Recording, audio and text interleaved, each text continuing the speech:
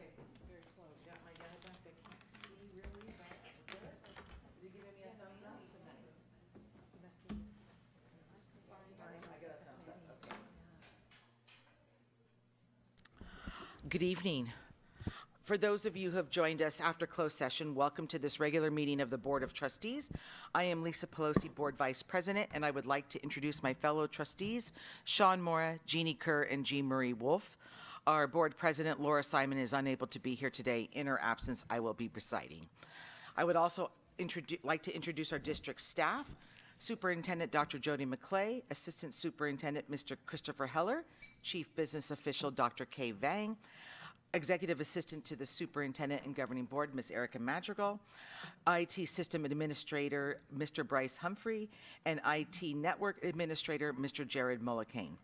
Additional staff members are joining us in the audience this evening. Director of Educational Services, Mrs. Araceli Roma Flores, Director of Facilities and Maintenance, Mr. Mike Flores, St. Helena High School Principal, Mr. Benjamin Cinto, RLS Middle School Principal, Mr. Andrew Ryan, perfect timing, by the way, St. Helena Elementary School Principal, Miss Kathy O'Connor, and St. Helena Primary School Principal, Mrs. Rebecca Rocha. We are delighted that you are viewing in person on television channel 27 or on our YouTube channel. A copy of this board meeting will be available on our website at www.stheleniaunified.org. In connection with items 4A and 4B, the board received information and provided staff with direction. Okay, please join me in the flag salute.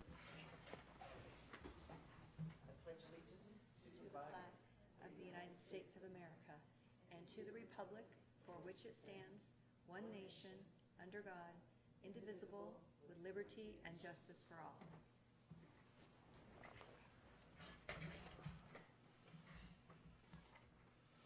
Okay, I'm a little bit rusty, but everybody bear with me. I'll probably get my flow going here and we'll stay on track.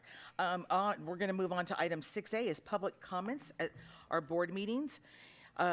Is there anyone present who wishes to publicly comment on items not on the meeting agenda? Okay, no public comments. Okay, item 7A is the video presentation of the St. Helena High School Fall Sports Program. Ms. Madrigal, you will probably cue that up, and Mr. Cinto, I have you down here to perhaps give us an introduction. Wasn't necessarily prepared, but Oh, yeah, no. Miss Brazil kind of channeled some of the leadership students' energy in her room who have an affinity for athletics and set them out to kind of create this little video, which I was able to preview. So yeah, and I know Mr. Farrell had some input in this as well. Great, So. Thank you so much.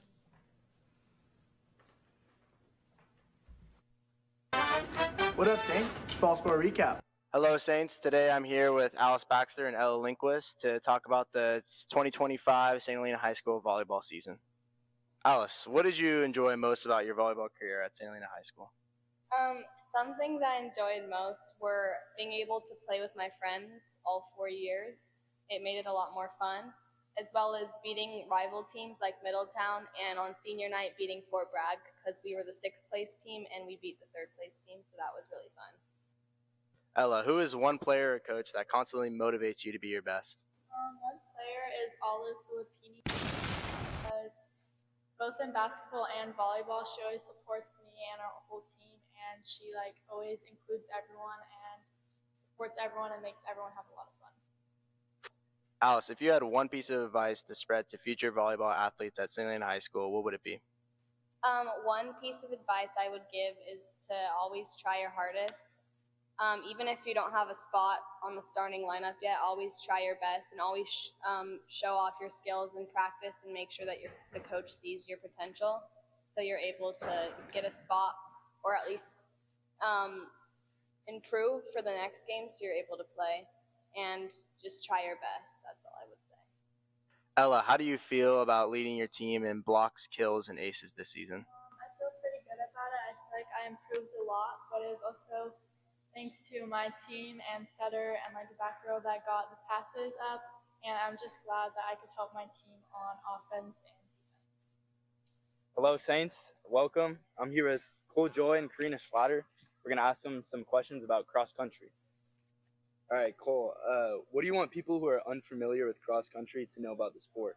Oh, well, it's a team sport. You still have to be with the team, but I mean, you really run at your own pace, and the course is 3 miles per race, which is pretty long distance, but after a while, you get used to it.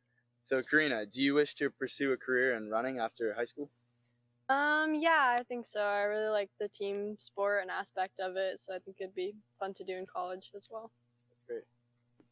All right, Cole, last question. What does running mean to you? It's very spiritual to me. You know, you gotta like put everything behind when you start running, and it's nice to get out of like school and just run and not like you gotta forget about school for a little bit. That's it. What to do, Saints crew? We're back here with another interview. Who am I here with? Hey, I'm Ella. I'm Angela. And we will be interviewing the St. Helena High School cheerleaders on the season so far. Question 1. Out of all the games this year, which one has been your favorite and why? My favorite game this year has definitely been the first game because it's the only game I've been able to participate in. Mine was homecoming football game. All right, question number 2. Who consists of your favorite stunt group? My favorite stunt group consists of Angela, Frankie, and myself and Harper. Okay, my favorite stunt group is me, Frankie, Harper, and all the Flyers because I can't pick one. After years of cheering and being on the squad, what are you seniors going to miss most about this team? I'm going to miss most the consistency and the way that I've been on the team with these girls for like 10 plus years, and Frankie, and I'm just so happy that I'm a part of this community. I'm going to miss the stunting, Frankie, and all the girls I got close with. Final question. Besides supporting the football team and hyping up the fans, what does cheer mean to you guys? Cheer means everything to me, and I love cheer. Cheer means close connections and teamwork. Thank you. All right, happy Halloween to you guys. We're here with Johnny Covarrubias and Ben Brakesman, 2-star players of the 8-0 Saints, and we're going to ask some questions about the season. Johnny, how does it feel to be leading your team on one of the most exceptional seasons St. Helena has ever seen? It's great. Freshman year, we came second. Sophomore year, we also came second.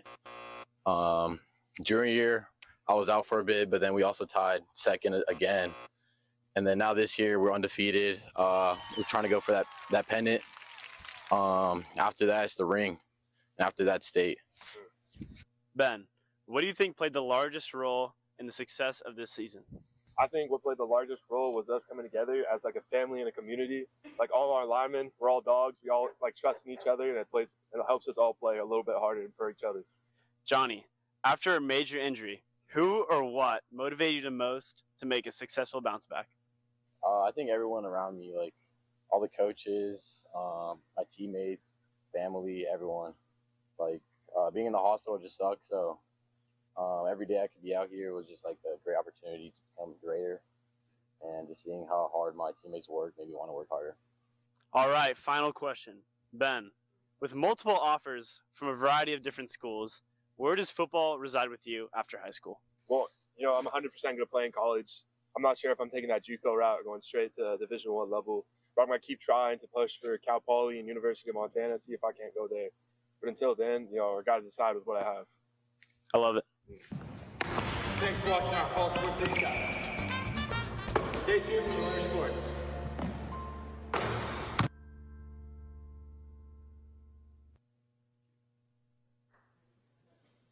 Go Saints. Thank you very much for sharing that with us. That's great.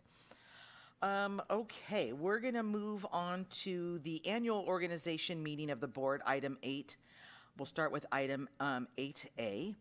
The St. Helena Unified School District Governing Board is required to hold an organizational meeting annually.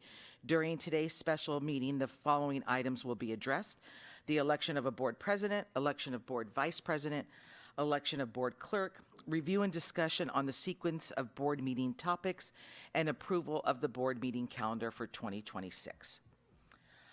Okay, so with that, we're going to just move on to the next item, which is the election of the board president. And with that, just as a precursor, we're going to ask for a nomination for the position of the board president.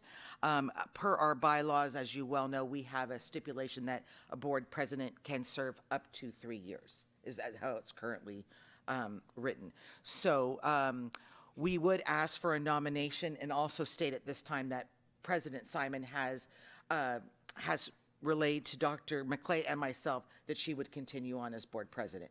But having to go through the process and protocol, I would ask for a nomination from somebody for board president. So if somebody can make that nomination for the position of board president. I would like to nominate Laura Simon as board president. Thank you. Are there any other nominations? Okay. Is there a motion to approve Laura Simon for the position of board president? I'll make that motion. Is there a second? I will second. Okay, all those in favor say aye. Aye. All those opposed say no. Motion carried. Okay, election of the board vice president. Are there any nominations for the position of board president, board vice president? Can I make that? Can I make that? I would like to make a nomination of Sean Mora for board vice president. Are there any other nominations? Trustee Mora, do you accept that nomination? I will accept. Thank you. Okay, is there a motion to approve Sean Mora for the position of board vice president? I will make that motion to approve Sean Mora.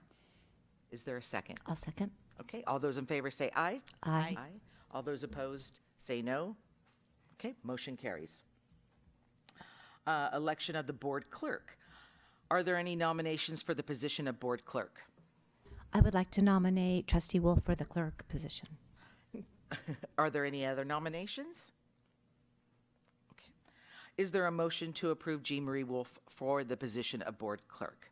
I'll make that motion. Is there a second? I'll second. Great. All those in favor say aye. Aye. Aye. All those opposed say no. Motion carried. Thank you very much. Congratulations on your new positions. When do we give our acceptance speech? That would be next month. Okay.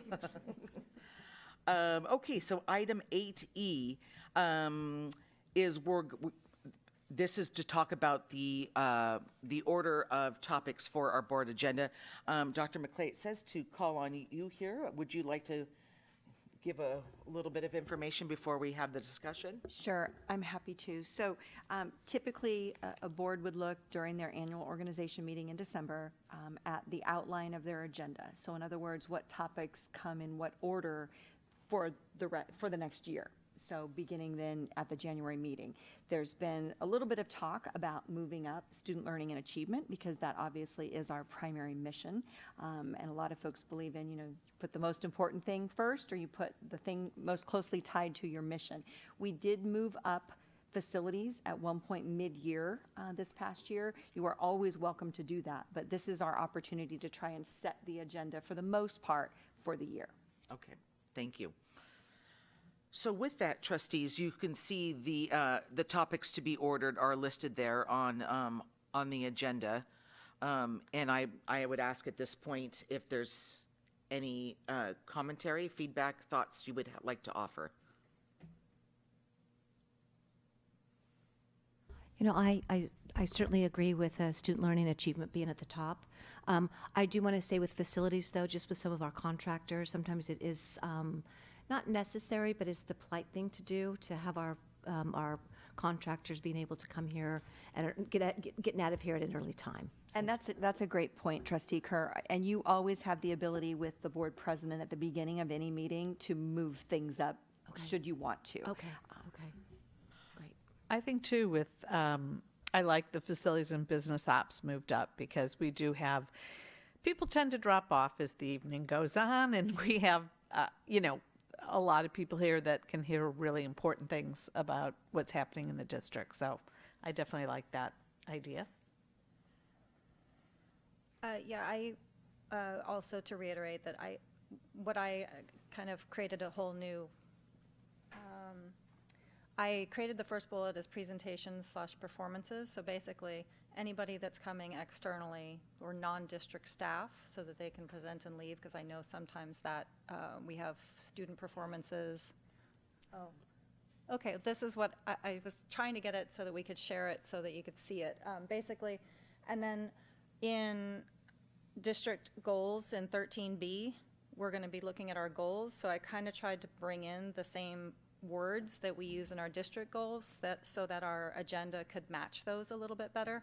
So it's presentations, performances, and then I just kind of gave some examples, because sometimes we have Up Valley Family Center, sometimes we have the preschool for all, sometimes we have facilities. So those are 3 examples of presentations or performances.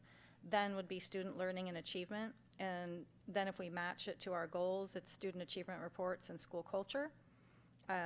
Communications, that one we could move around if it made sense, and then learning environment is our new wording for facilities. I just thought that might make more sense to match. Board-related items, HR, business ops, consent, and future agenda. And then I went through and just kind of matched up today's agenda and January's agenda, just to kind of, it changed how I prioritize, where I put things based on looking at current and what it would look like in the future. So this is just kind of how I came up with what it would look like. Our overarching goal, get people that need to leave to be able to leave, and put presentations first, which is why we made the change in the first place. And then our primary focus is learning and achievement, and that encompasses 2 goals, and then moving on down based on our goals and priorities. Thank you for bringing that up. Yeah. Okay, so I would also agree that presentations should be first for that exact reason. I appreciate the learning environment name change, because I do realize it reflects, but in my brain immediately, I think facilities covers more than just learning environments. It almost has it, because there are facility issues and maintenance issues that, so whether or not we do rename it or not, I'm not gonna, it's not like a hill I'm gonna die on about, but I just think that there are facilities that we have to take care of that don't affect a learning environment. Does that make sense? There are things within our properties that may not be directly to the learning environment, but they are facility maintenance related. Yep. So, but again, it's not. It's about priority. Yeah. So, so I do think facilities, business operations, definitely student learning and achievement needs to come up, at least to me, like, it's 3 or 4. I think like consent agenda.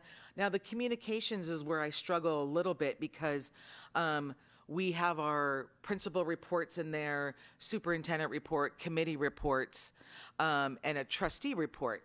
Those can go a little bit low, that could go lower, but there are people who may want to hear our superintendent's report versus what we do, because that's mostly for our benefit. I mean, our meeting is our meeting held in public, but it's for our benefit, right? So the other things are for us, and we don't necessarily need an audience for that. I struggled with that one, but then Andy's is in there, and so that's actually the reason I swapped it around. Thank you for that reminder. His could actually go in student learning and achievement. So we could restructure if we want, but that was the only reason I put that one back up higher.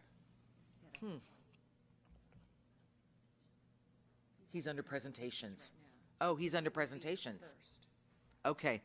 Okay, well, if that's the case, then that's great, because that takes care of that, of him being able to, or any student rep for that matter, because if a student then has to leave early, that makes the most sense.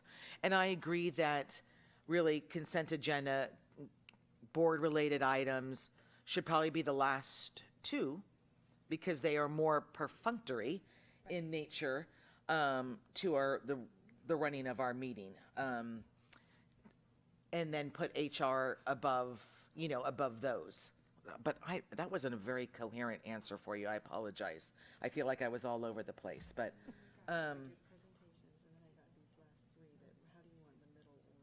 So I like facilities, because facilities is a priority topic for us for the foreseeable future. And then I do think coupled with business operations makes sense, that it goes right underneath it, because they tend to go tandem, together. That's just but. Sorry, so that would be moving board-related items down? Yes. Just so we're looking at one list. Yeah. Thank you, Sure. Yes. And then learning environment / facilities, or just facilities is fine. Yeah, again, I really, and maybe I'm somebody can certainly tell me my thinking doesn't make sense. I just, whether it's learning environment and facilities, I don't, we call it that. Because I understand, I understand that what the goal that you're after is consistency and have everything be in alignment. I totally appreciate that. Put it after business ops, I think is what you're saying. Yeah. Facilities. Or Because learning facilities environment could and also be facilities. landscaping, correct? Or learning environment. So we have to, but the kids aren't necessarily hanging out in the landscaping. Correct. So, Well, would facilities presentations just be part of presentations? Or does that need It's only if we have someone outside coming in and presenting that they would jump to the top of the list. If we're just approving something or discussing facilities that doesn't have a third party here, it would be down in the learning environments facilities. Does that make sense? But don't they kind of fall into the first bullet about presentations / performances, any non-district staff to go first? Or Right, so if we're only getting a facilities report from Dr. Vang, it would go to the bottom. Okay. To third from the bottom. It wouldn't be up in presentations. Sorry. so for example, when like that gentleman came in to talk about solar, Right. he would be in the presentation, but if we're reviewing contracts, lease backs, that would go into facilities. But I think HR personally can come down a little bit lower. I would move business ops up, I think, yeah. Yeah. I'd say maybe before board-related items. But again, that's just one person's opinion. No, I agree with that, Lisa. I do too.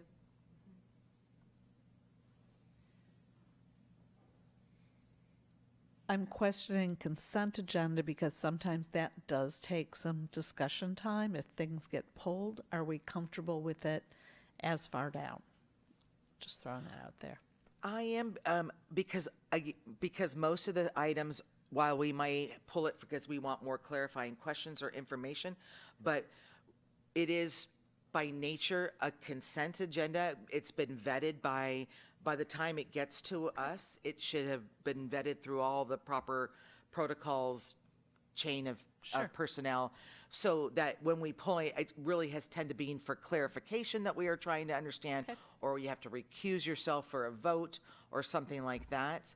I mean, should we try it where it is there and know that if we that's fine. have to make an adjustment on a meeting, the board president can do that at the time? And it's routine items also. I mean, a lot of times it's routine things that we've seen in the Right. past and things as well, so. It's part of the perfunctory. Yeah. I've been practicing that word today. good word. So I make sure I say it correctly. Okay. Dr. McClay, does that seem clear? Ms. Madrigal, does that seem okay? Trustees, are you comfortable? Yes. Trustee Maury, you're comfortable as well? Thank you for creating that. Yeah. Okay. I know you spent a lot of time on your method. We appreciate it. Okay, thank you for that, for the agenda singlets. Okay, that's great. Okay, item 8F is the board is to approve the board meeting calendar for 2026. There was one comment from President Simon on this, that perhaps the board would want to consider moving the February meeting outside of our typical pattern due to, evidently, it is scheduled right now on this proposed list as the Thursday before a 4-day holiday. So That has been the case, actually. I know last year it was, because it was brought up. And I just think if you have a 4-day weekend, people might want to leave town on Thursday. I would support it, just because if we want parents and teachers and staff, but. Yeah, it would just move, it would be moved to the third Thursday, is that right? It's the second now, and it'd be the third. I think it would either be the first or the third. Is there a conflict on either of those, Ms. Madrigal, that you're aware The of? first is our spring break. Sorry, the 9th, April 9th. No, we're No, we're in in February. Oh, you're in February. Yeah, I'm like, wait a minute. Why are we talking? February 12th. February, because it's the President's Day weekend, and they've generally had like 3 days off, 2 days, 3 days sometimes. So you could go to the 5th of February or the 19th of February. Does any staff see an issue? So I'm not in town on February 5th. That doesn't preclude us from changing that. So I'm going to be probably maybe the contrary person to say I'm in support of leaving it where it is. Primarily because while I wish our boardroom was filled with community members and parents, I don't have overwhelming evidence to say that moving 1 week of a meeting is going to change attendance. That's just my personal feeling. Now, what I would say that makes more sense is like to look at our governance calendar and see what kind of presentations are scheduled or what is lined up for February, because that could be more of an indicator of attendance. If, for example, there was a band performance or students were coming to do something and it's the Thursday of a 3-day weekend, that could put a challenge for parents to have their student participate in something. But I don't, and I'm sorry, I can pull that up to see where the governance calendar is. Okay, March, April, and May. So February's. So in that respect, I guess I'm also thinking we have 2 board members who have students in the district that would be more convenient for their life, but maybe that's selfish. I don't know. no, I don't think it's selfish, but I would argue that we're elected officials and we serve when we serve. I mean, you know, we have to. The calendar's set for a reason, and we pick those dates. But again, I mean, But we change April. Yeah, well, April has changed because of spring break. Yeah, because the school's not in session. Right. So, Right. I'm fine keeping it. But I mean, I'd say if we're going to do anything, then we go a week later, February 19th, so we all can be here. I would suggest the week later. And it seems like it would be difficult for that January meeting. Well, I guess the January is early this year too. I was just thinking the time between board meetings too. We want to kind of Right. consideration as far as preparation and things. Exactly. Yeah. So that. I would say the 3rd February. So that's a great point. Dr. McClay, do you have a feeling about that for staff capacity by bumping an extra week? Does that create a potential then crunch for then going into March? I'm going to defer to Mr. Heller is looking at me. I think we might have an HR conflict. Okay. Not an Or HR LCAP. conflict, but we have a LCAP meeting scheduled on the 19th that Okay. we would have to move, and, you know, it's possible. It's just everybody, we've sent the schedule out for the year. So now we Correct. would be adjusting that, and then, you know, attendance may vary, because then we would have to look at open dates that are hard at this point to find open dates that we, you know, Sure. are available. It would actually have to be the 12th then. Right. You know, we'd flip-flop the two, so it's, you know, kind of 6 1/2. Okay. Yeah, that's fair. But what I forgot to mention this, and I believe the May 14th is also the CTE event, the NEPA Valley Unified puts together, just because I got an invitation recently for the beginning of the year for that. So I don't know if that would be a conflict or not. I mean, I know that there's our principals like to go to that and things, but I don't know if it would be worth moving. But I think the goal is to create as consistent a calendar, like Exactly, it's to say exactly. we meet we we're the meet second, this. with the I think second. City Council does that. Yep. I think that is what. So with the exception of school not being in session or it being a holiday, a legal holiday or something, then that's when we find an alternative date. So I'm going to stop there for myself. But and any other additional comments? I'm good with any of the days in February. Okay. I'm fine with the Okay. with the And anything else you'd like to add? I'd rather change it, but I'm not gonna. It's not a hill I'm gonna die on right now. Okay. Okay, so with that, is there a motion to approve the board meeting calendar for 2026 as presented? I'll make that motion. Is there a second? A second. Okay. All those in favor say aye. Aye. Aye. All those opposed say no. Okay, motion carried. Thank you.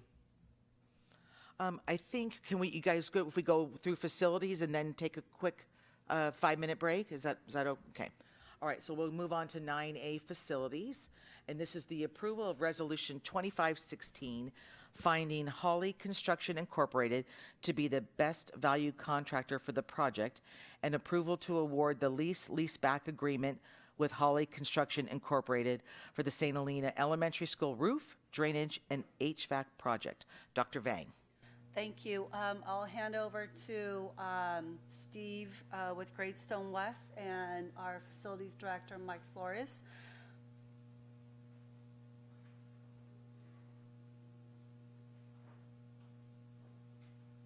Good evening and happy holidays to everyone.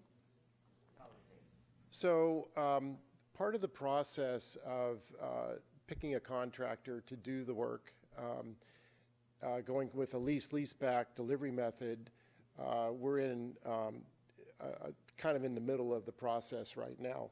So we've got, originally we had to move forward on just trying to basically put it out to bid and to get the responses that we needed. When we went through the process of a point system, so it was across the board, we had 7 contractors that originally provided information on their companies and doing their due diligence and trying to provide all the information. Out of those 7, we narrowed it down to 3 based on a point system, and then we had an live interview with those 3 contractors. It turns out that that we had really good responses from all of them. One of them stood out beyond the rest of them, and that was Hawley. And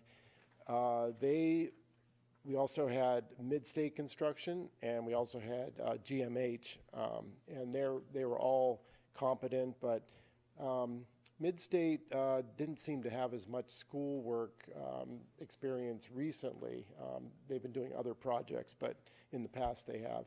So anyways, Hawley would be our chosen contractor for moving forward. And the next, so what we're looking at tonight is to go ahead and get a leaseback agreement approval, and we would want to do a purchase order to Hawley. First, $500,000 for procurement of long lead items like HVAC equipment and that type of thing. And then also there would be a $12,500 pre-construction services that they would do. And that would be all the legwork, pulling together all of the investigation, and then also putting together estimates and also the review of the DSA drawings that when they come back with their comments. So we have to go through all that process. So that's what we have for tonight. The next step after this would be that they would work together with the district and the architect and put together their GMP, which is the guaranteed maximum price towards the end of this process. And then we would finally get to a point where we'd have the DSA approved drawings, we'd have our GMP, and the contractor on board with as much lead time materials and equipment ordered, so that when we get to June of 2026, we can get that project done over the summer. Any questions so far? Okay, thank you. Is there anyone present who wishes to comment on this agenda item? Trustees, any questions on this agenda item? Well, something that made me a little nervous is we have budgeted an amount, but then when you said they'd get estimates and that, it's like, are we going to stay in the budget? Do they understand, Holly, that we can't go over $100,000, $200,000, $300,000, that this is our budget and we need to stick with it? correct. Okay. So when I say that they do estimates and that type of thing, what they're doing is we have a budget in the beginning, and what we're doing is we're molding that budget according to more detailed information. For instance, sometimes DSA will come back and they'll say, oh, you have to have this or you have to add that. Then they'll allow for that. But there's enough anticipation of different things that are going to come up that are already in that budget that we will account for as we go through this process. So they understand the threshold and that we're not supposed to cross that. Good. And can I add to that too? First off, thank you, Trustee Kerr, for sitting on the interview panel with us. I really appreciate that. But one of the things that we heard loud and clear from Holly during the interview panel was that Holly, I believe it was their last 3 projects that they did for school districts, they actually came under budget. So that right there off the bat was kind of like our ears kind of perked up, like, what? Under budget? And so I think that was one of the reasons why, for me, they stood out, because their prior school district projects came under budget. Okay. Yeah, thank you for saying that, and that's what I wanted to say as well. Is that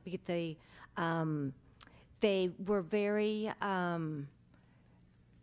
they had the most least back experience. Oh, great. Okay. They had of the three that we interviewed, and they also when they mentioned about the contingency fee that we refunded, that really was like the game changer right there for me. It really was.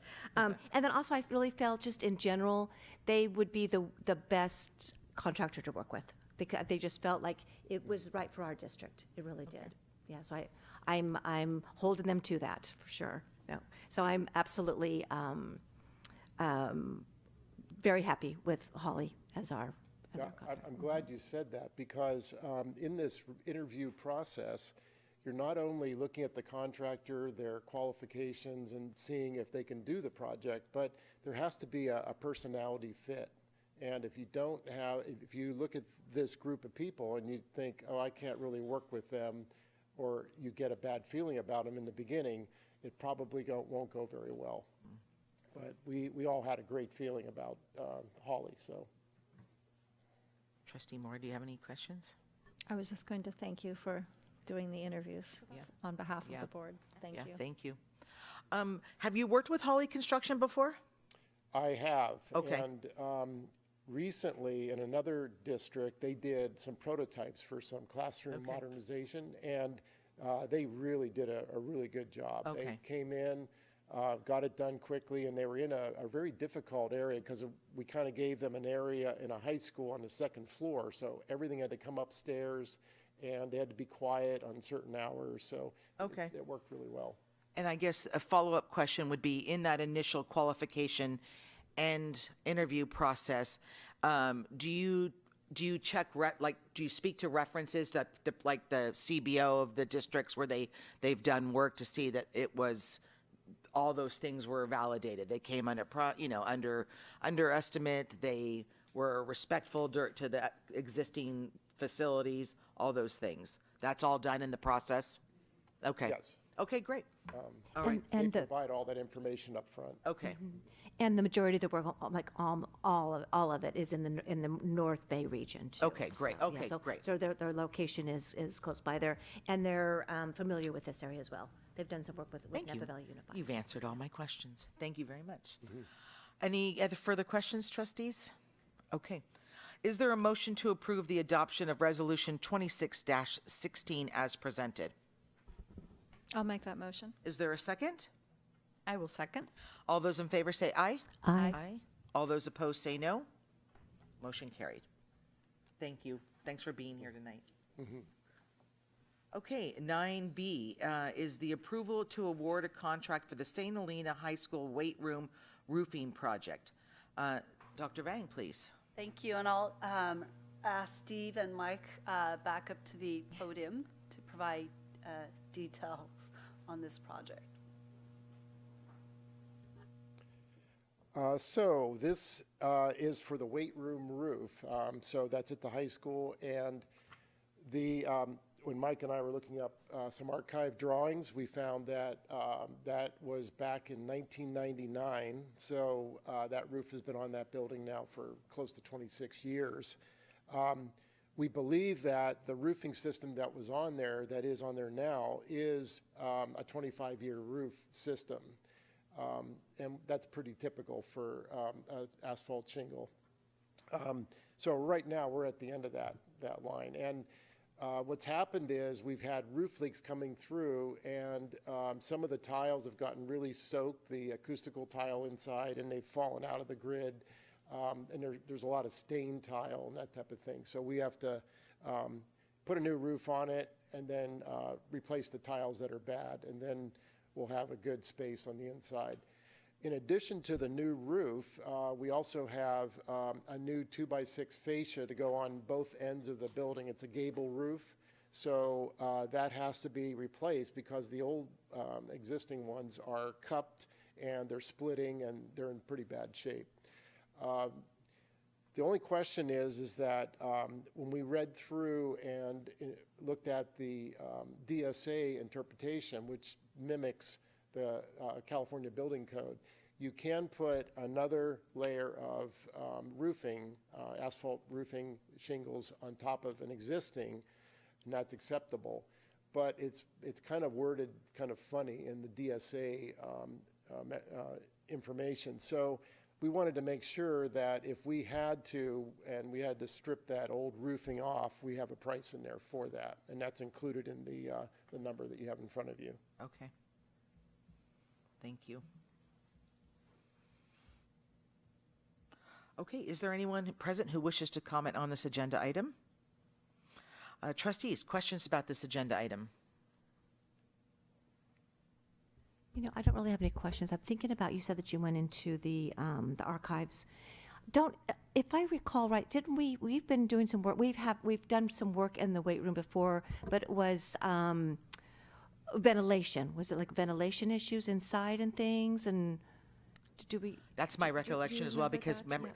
the windows were like fogging up, and we had a lot of condensation on the windows in there, and I recall that we had to do some work ventilation there work. at that time. Okay. Yeah, But it sounds no roofing, and we've not put anything in since for 26 years then, as far as a roof. Yeah, haven't done any replacement. It's just a roof. It's probably one of the simplest roof projects you can get because there's no penetrations through it. All the HVAC systems are a barred unit that's on the wall. It's a wall-mounted unit, so pretty simple. And I do believe like the tiles inside on the ceiling have been changed out over the years due to discoloration, unsightliness, and things like that. But as far as the actual roof, I didn't find anything in my notes from over the years. I haven't, no, I didn't either. Okay. Trustee Moore, do you have any? No. Trustee, no? Okay. Is there a motion to approve the contract for the St. Helena High School weight room roofing project as presented? I'll make that motion. Is there a second? I'll second. Okay. All those in favor say aye. Aye. All those opposed say no. Motion carried. Thank you. Okay, item 9C, review and approve the removal and installation of 2 new heater units at the St. Helena High School pool. Dr. Vang. Thank you, and this will be the last item that Steve and Mike will present tonight. Okay.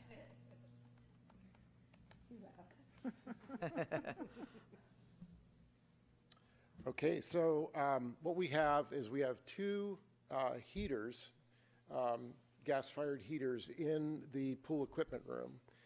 And those service providing enough heat for the pool to operate at. I'm not familiar with the temperature that you're running right now. Yeah. They're both units that run at 1.5 million BTUs is what we're trying to maintain. Okay. And so with that, the units that are in there have been there for 11 years, and approximately 11 years, and the units, the lifespan of those units is typically about 8 years, so we're about 3 years beyond where the practical lifespan of the units are. The other thing about it is It is, and Mike, you had somebody come in to do the maintenance on it and found issues? Yeah, we actually contracted with NOR Systems to come out, and they did a maintenance on it, and that's when they discovered failure on 2 of the heat exchangers. So we have 2 units with 2 heat exchangers inside each, so 1 on each side is essentially failed.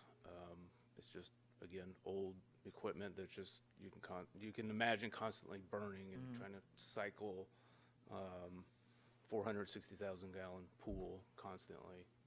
Right. Okay. Okay. That's it for your information.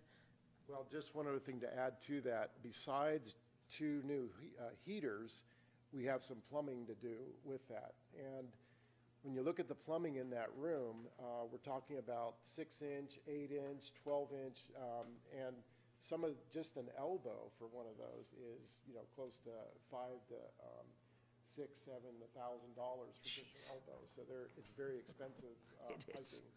Plus, we have to move the gas regulator out further and possibly modify the housekeeping pad that's in there right now.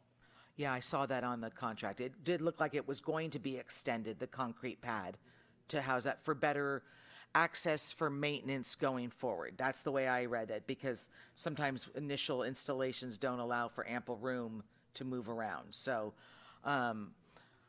okay, that was, but before we move on, trustees, any other questions? I don't have any questions, but I do concur with the 11 years because that would have put the pool at 2014, and that's when we first built it. So it hasn't had any other work besides, well, we've had work, but no heaters since then, no replacement. Okay. So, but I did have a question that I don't think got properly answered on my pre-meeting. Was it says a roofer will need to be contracted to modify the roof penetration. The existing, so one of the things that's not on this is whatever we hire a roofer to do, which we don't know how substantial of a job that is. KSI, they accounted for that in their bidding. They did. They just didn't exactly spell it out. Okay. But I did have them confer that, like, yes. Okay, all right. And they want our recommendation for a solid roofer in this area to do that. To do that work for Okay, perfect. The reason it popped up, because I wanted to make sure that we were included of all costs around this. So I appreciate you doing that. Thank you very much. And I think there wasn't any other question that I had on that. And then these heaters are just new models of the same existing heaters. Essentially, yeah. Yeah. And so Diamond Quality Water can do yearly maintenance on them, but we bring out this other system when we have a larger issue. Diamond Quality is our 2 different houses. So like the pool chemicals. Yes. So essentially when this happens, there'll be a temporary time where they shut the entire pool down. No water will flow. Okay. They're going to make it so that they can get water flowing and keep our chemicals operational and as balanced as they can while this work was to happen. But Diamond Quality takes care of the chemical side of that, nor is more the mechanical side of that. Okay. And I would really heavily rely on them to do regular maintenance on it. Oh, yeah, that's what I wasn't sure who was doing It's regular. out of their realm because of just the size of it. It's a commercial grade. Yeah, for sure. I just wanted to, who was going to be in charge of maintenance on a regular basis for, expensive heaters going forward. So, just one more thing to add to that. These heaters are more efficient than the ones we have in there now. Yeah. So what that requires is that we have to put new vents or stacks going out of the roof so that we can get rid of the burnt gas. okay. That makes sense as well. Okay, thank you. And I do want to reassure the board that we have a plan because you see, our athletic director just walked in a couple minutes ago, but we've been working closely with our school staff to ensure that we have a backup plan because we've been told that it would take anywhere from 6 to 8 weeks to order the equipment and then additional 2 to 3 weeks to remove and install the new heaters. So we've been working closely with Mr. Farrell to ensure that we have a plan for our swim class, our swim team here. And so if there are any questions around that, we can answer that too, but we do have a backup plan. Okay, okay. Thank you. So with that in mind, will rain or bad weather extend the weeks, the repair? I don't believe so because the repairs are inside. Okay. It's not outside. Okay, It's not okay, outdoors. But okay. Mike, correct me. There's nothing that's happening outdoors, The only right? time would really be the roof, but it's so, I don't want to say it's minor, but enlarging the 2 vent outs that we have to do, it's relatively minor, and it wouldn't take any time at all. Okay. Okay. Okay, everybody, oh, The alternative plan is to use what pool? Calistoga? Yeah, sorry, hi.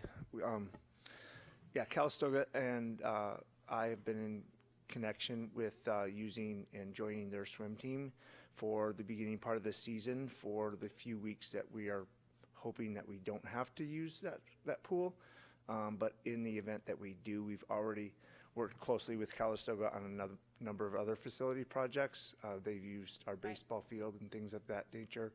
So the trick with Calistoga is that they use their community pool, and they do pay to use that community pool. So where we are right now is from the school side of things, we're good to practice with them, but there has to be some logistics that still need to be connected with the city part of Calistoga, and I don't see that to be an issue. Thank you. Yep. thank you. Okay, all right. Trustees, ready to move on? Okay. Is there a motion to approve the removal and installation of 2 new heater units at the St. Helena High School pool as presented? I'll make that motion. Is there a second? A second? All those in favor say aye. Aye. All those opposed say no. Motion carried. Okay, we'll move on to business operations in just a moment. We're going to take a quick 5-7 minute comfort break and come back into session. Thank you. Is that a dog barking? It is. The dog barking. I've never heard that before. I heard it at the soccer game.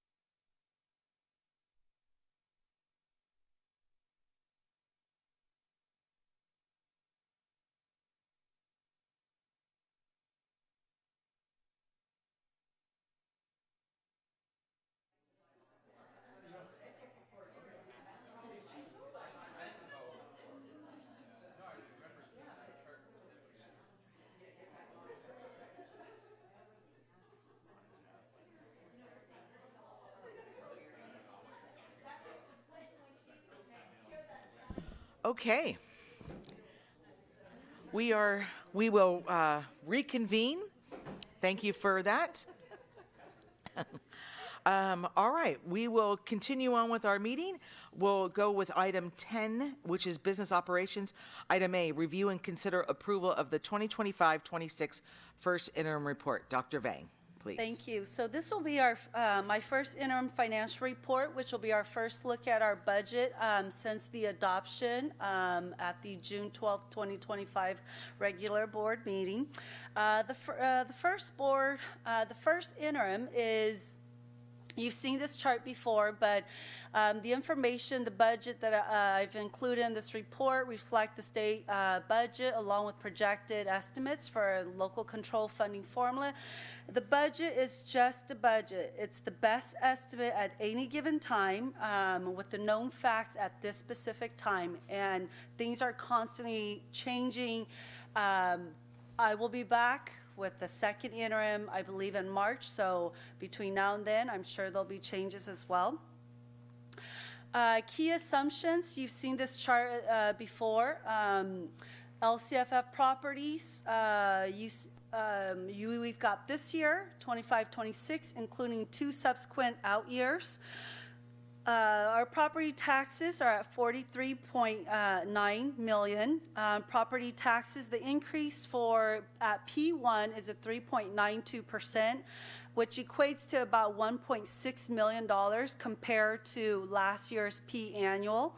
Our enrollment is actually up 1,162. It's actually up from 1,105 last year. So our ADA has also increased because of this.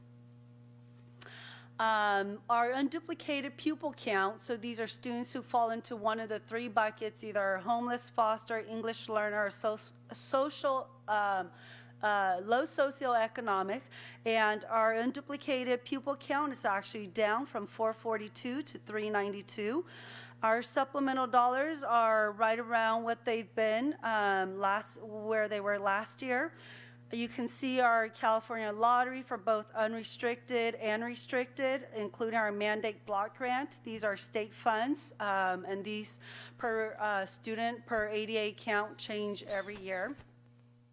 Along with our COLA, our statutory cost of living, it's 2.3 for this year, and then it's increased to 302 and 3.42 in the out years. Another key assumptions table here are negotiated salary increases. For this particular report, because we've only settled with SHTA, the increases for SHTA are included in this report, but no other groups are included in this report. Step and column is approximately about 2% for certificated and about 2% for classified as well. STRS is remaining flat at 19.10%, whereas PERS, you'll see a slight increase in the out years. Medical benefits, I usually always budget a 10% increase. With our medical benefits, we're on a calendar year, so every January our rates change. So we're not on a fiscal year. Medical benefits are on a calendar year. Consumer price index is right about 309 with a slight decrease in the out years. So looking at our first interim, we are comparing our first interim to budget adoption and looking at the differences and analyzing those differences. So we're going to start off with our LCFF projections. At budget adoption, you can see that we were slightly lower compared to first interim, and that's because first interim includes the actual 3.92% increase, whereas at budget adoption, it was a 2% increase assumption that I had included in that.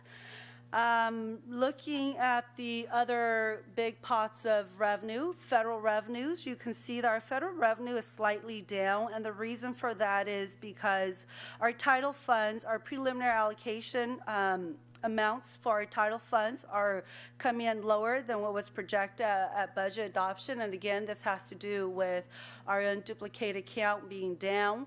That does impact some of our title funds. For state funds, you'll notice that our state revenue is slightly higher than compared to at budget adoption, and that's because we've got some new one-time dollars that are coming in, one of them being the Student Support and Professional Development Discretion Block Grant, which is about $350,000. And also learner recovery, one-time funds that we were not expecting this year but did come in, and that is almost $60,000.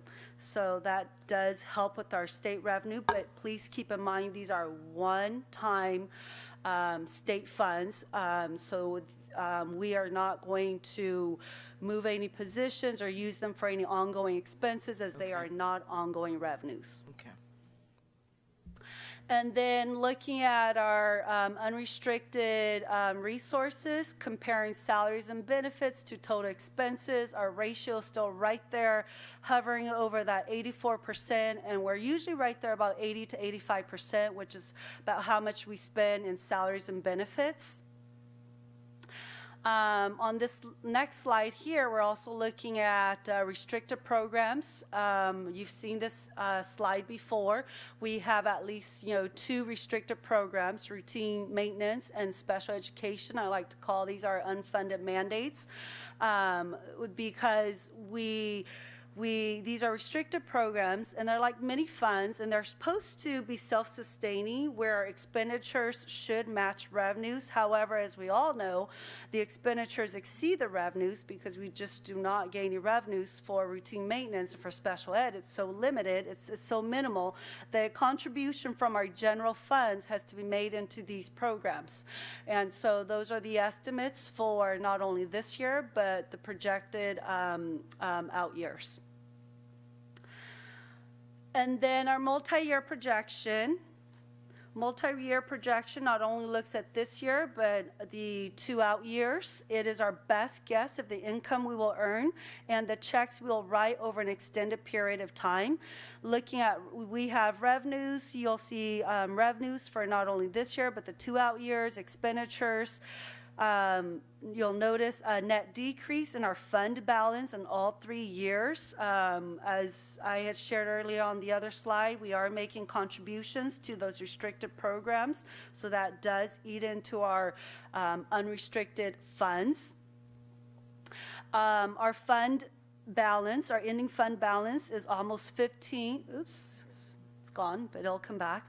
It's 14.9 for this year, about 15 million for 26-27, and slightly down again in 27-28 to about 14.7 million. The state requires a minimum of a 3% reserve. We are meeting that minimum 3% reserve amount. Our overall projected reserve, based on our fund balance, which includes Fund 17, you can see the percentages, the actual amounts and the percentages there. Please note that these percentages are percentages of our general fund expenditure. So that's how they're calculated. So like when you're looking at that 3% at the row above, it's 3% of our general fund expenditure. So as we spend more, that number will fluctuate, the percentage, that number will fluctuate as well. So it's 3% of general fund expenditures.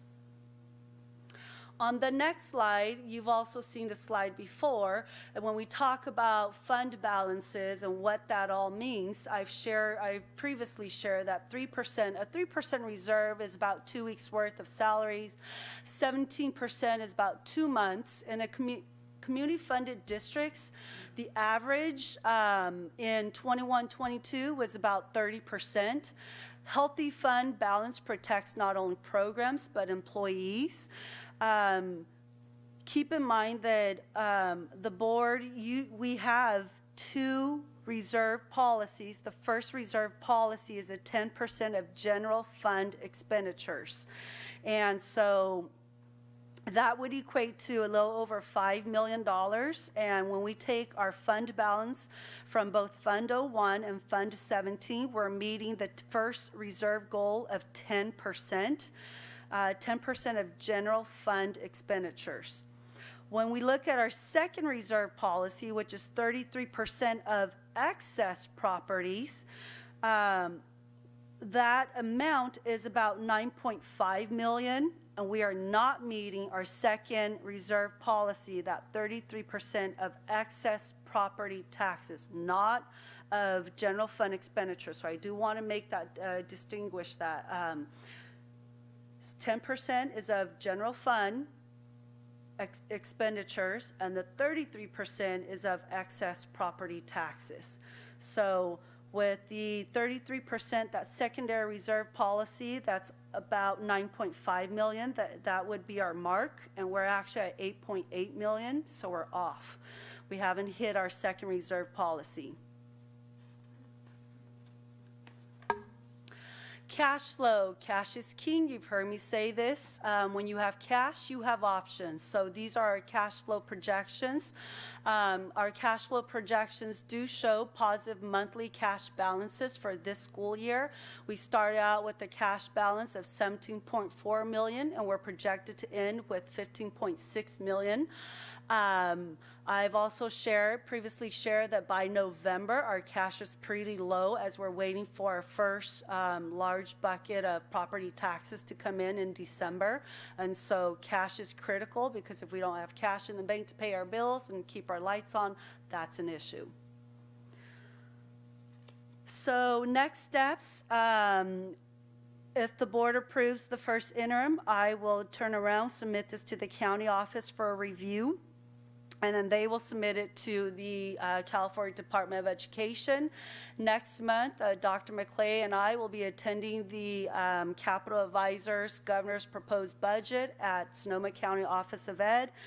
Then the months following, I will continue to revise the budget and work on the second interim report, which will come to you at the March board meeting.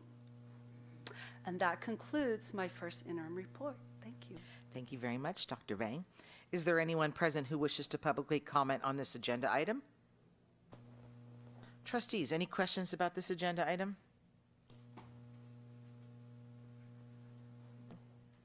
I have one question about the governor's budget. Is there any predicted delay in that due to the federal government shutdown?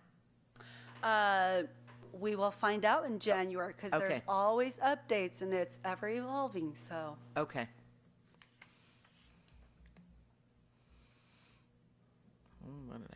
Anybody else? I just want to say this just must be an overwhelming amount of time to put these reports together. So thank you. You good? Trustee Kerr, you're good as well? Okay, all right, thank you. Okay. Is there a motion to approve the 2025-2026 first interim report as presented? I'll make that motion. Is there a second? I'll second. All those in favor say aye. Aye. All those opposed say no. Motion carried. Thank you again. Okay, 10B is contracts over $25,000 for December 2025. Dr. Vang, please. We only have one contract over 25, and that's the renewal with Diamond Quality to provide our ongoing pool maintenance for us, which includes chemistry, water flow, and filtration. They come every day for about an hour and a half to work on our pool. On Wednesdays, they actually do the backflow, and there's usually 2 technicians here on Wednesdays for about 2 to 3 hours, since we do have 4 sand filters. And this, again, is a renewal. Mike with Diamond Quality has been good to us. He has not increased our costs, so it's the same cost that we've had since we brought them on board. From what I'm hearing, not only from district staff, but from Kevin with Waves, this is the best water chemistry we've had since we brought Diamond Quality on board. So I am asking that we keep diamond quality to continue to maintain our pools. Thank you. Thank you. Is there anyone present who wishes to publicly comment on this agenda item? Trustees, any questions about this agenda item? No? Okay. All right. Is there a motion to approve the contracts over $25,000 as presented? I'll make that motion. Is there a second? I'll second. Okay. All those in favor say aye. Aye. All those opposed say no. Motion carried. 10C. Public hearing and review of Resolution 25-15 regarding accounting of developer fees for the 2024-25 school year. Dr. Vang. All right, so we do collect developer fees, level 1 and level 2. And last year, when I closed the books, last year's beginning balance was a little over 1.8 million. Of that, we spent about 390,000 out of that account. So our ending balance for last year is about 1.8 million. We do use some of these funds in developer fees for some of our facilities projects. For example, last year we did use some of these funds for projects, some of the facilities projects that were brought to you. Also, out of Fund 25, we do pay for some consulting fees, such as King Consulting, to do our developer fees, which is an appropriate expenditure out of Fund 25. And there are more details listed here. I will answer questions if there are any. Okay, thank you. This is a public hearing, so we will go and conduct that next. The public hearing for the accounting of development fees for the 2024-25 fiscal year is now open at 7:16 p.m. Comments during this public hearing should be limited to the accounting of development fees for the 2024-25 fiscal year. It is our goal to hear from all who wish to be heard. We now invite members of the audience to address the Board of Trustees. This hearing will stay open for 1 minute minimum.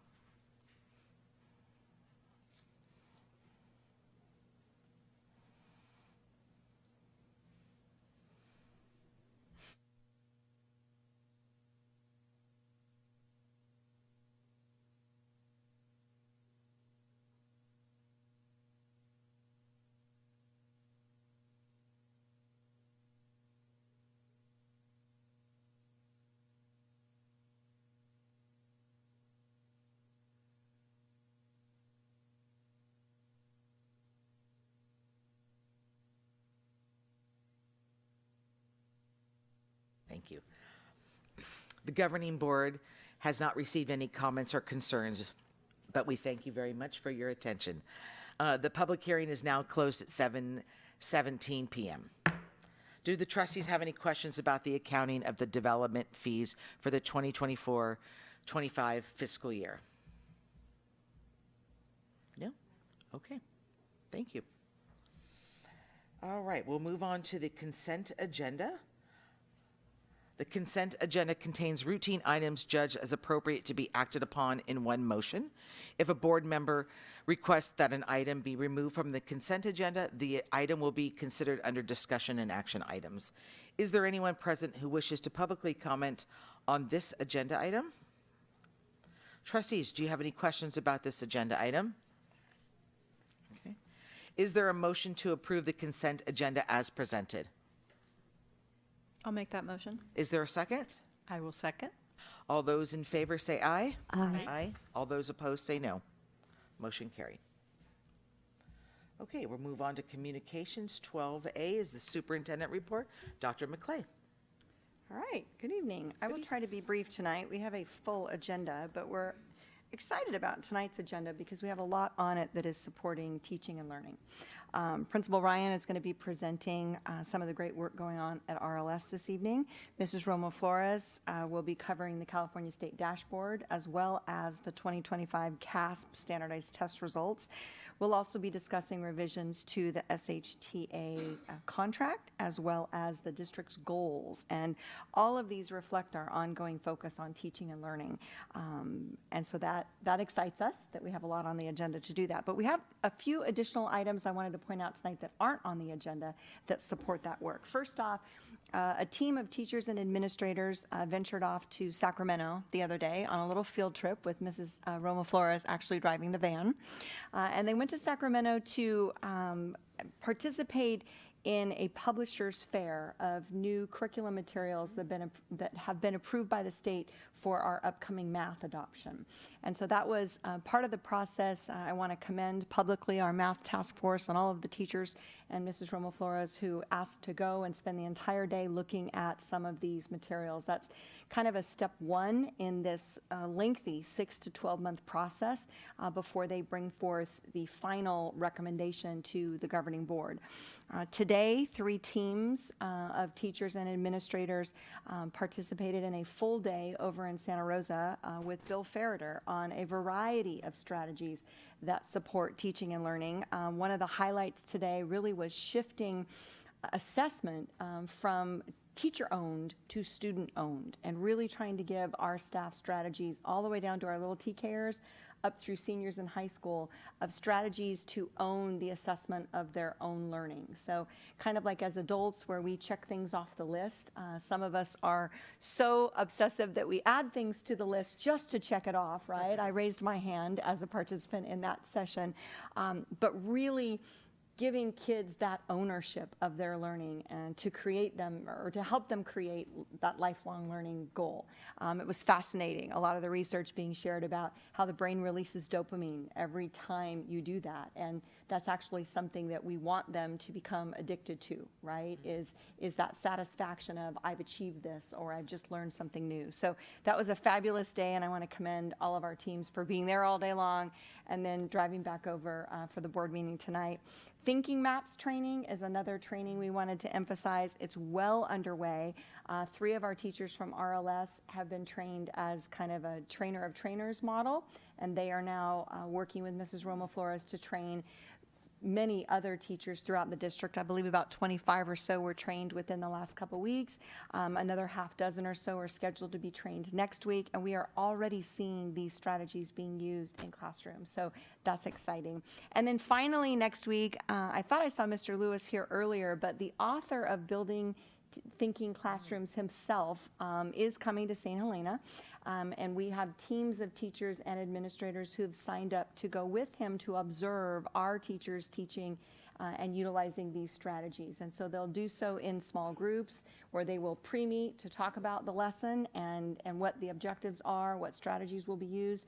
They'll go in as a team, they'll observe the lessons, and then they'll come out and do the debrief together. So a real powerful and validating opportunity for a lot of our staff. So these are just a few of the examples of continued efforts that are going on, even in the busy 3 weeks in between the 2 holidays. Folks are really, really busy and focused on teaching and learning. So we just wanted to share those. Thank you so much. Appreciate it. Okay, the next item is board, whoops, let me put that on. Next item is B, board member reports, which is me.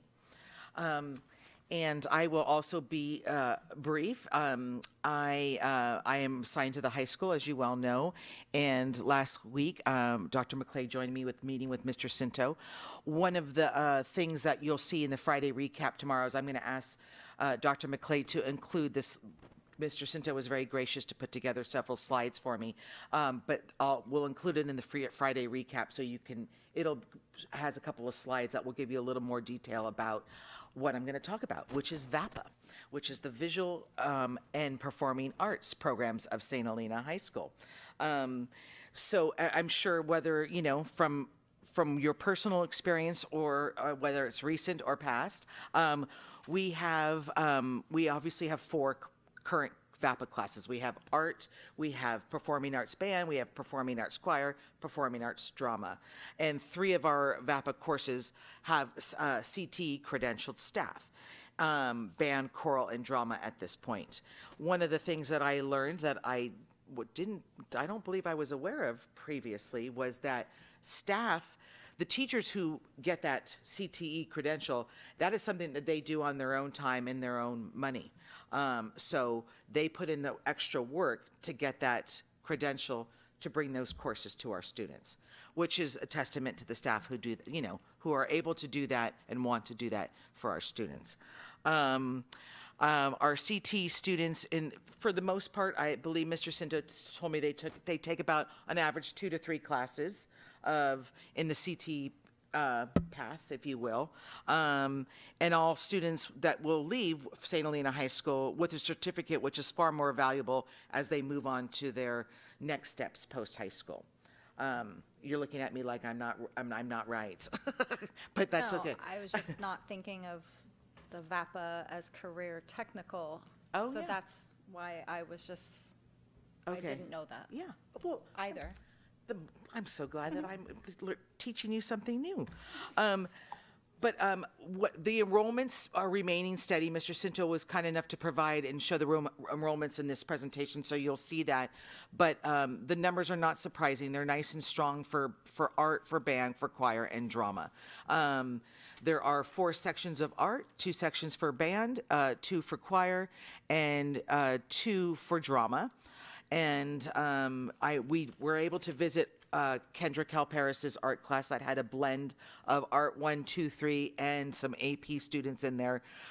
We saw the choir rehearsing, I should say, for the concert that was going to happen the next night. And unfortunately, drama and band were not something that we could visit. And if you are not aware, the band teacher, Anna Alicia Fulmer, has had a baby. So she's home enjoying that time with her new daughter. Let's see, what else do I want to tell you about? I think Mr. Cinto did share one thing with me that I thought was worth highlighting. And just give me a moment here because I did not have it memorized on that. But one of the things that he shared with me was that there is a mention on the VAPA wheel for students with severe disabilities. And he said this has been a really great highlight, given that those students historically do not get those instructional experiences. The teachers have been phenomenal in augmenting their instruction to make it both accessible and fun for those students. And then he added a total tearjerker, which as I read that, I could imagine. I remember when Dr. Joy and Miss Coyle did that, and there wasn't a dry eye in the house when they had those students put on a performance. And I was really happy to see that this group of students were also able to participate in that VAPA wheel. And again, I'll include that presentation for you to look at the additional information that Mr. Cinto provided for me. But as always, thank you for allowing me to come onto the campus and see everything in action. So appreciate it. Okay, now we're going to go on to 12C, which is the Chief Business Official's Budget Update. Dr. Vang, please. I will be brief too, with only 2 items. The first item is the annual audit report, which I typically bring to you at the January board meeting. However, that may not be the case next month, and the reason for that is I've been notified by our district auditor, Christy White and Associates, that they are unable to finalize our final report because they are missing the federal compliance portion of the audit, and this is due to the fact that the Federal Office of Management and Budget, OMB, compliance supplement has not been released yet. So until that portion has been released, they cannot complete our audit. This is also due to not only an administrative backlog, but it was further compounded by the recent lengthy government shutdown. The county office, Napa County Office of Ed, has provided us with an extension letter, and apparently everyone in California is doing the same thing. So as soon as Christy White completes our audit, it will be brought forth to the board, but please do note there will be a delay. The second item is around educational specifications. We had brought forth we had shared the draft of the master facilities plan at the September board meeting. Part of that facilities master plan includes the educational specifications document, which is a requirement per Prop 2, and the educational specifications is what bridges the designs with the educational programs that they're intended to support. So I really love how, Trustee Moore, you were talking about the learning environment, because it really is a big piece of that learning environment that the educational specification addresses. It's like, how do we make these facilities conducive to learning? How do we support the learning that happens in the classroom? So we actually held several meetings to gather feedback from staff and community. We started in October with 4 after-school meetings held at each of the sites.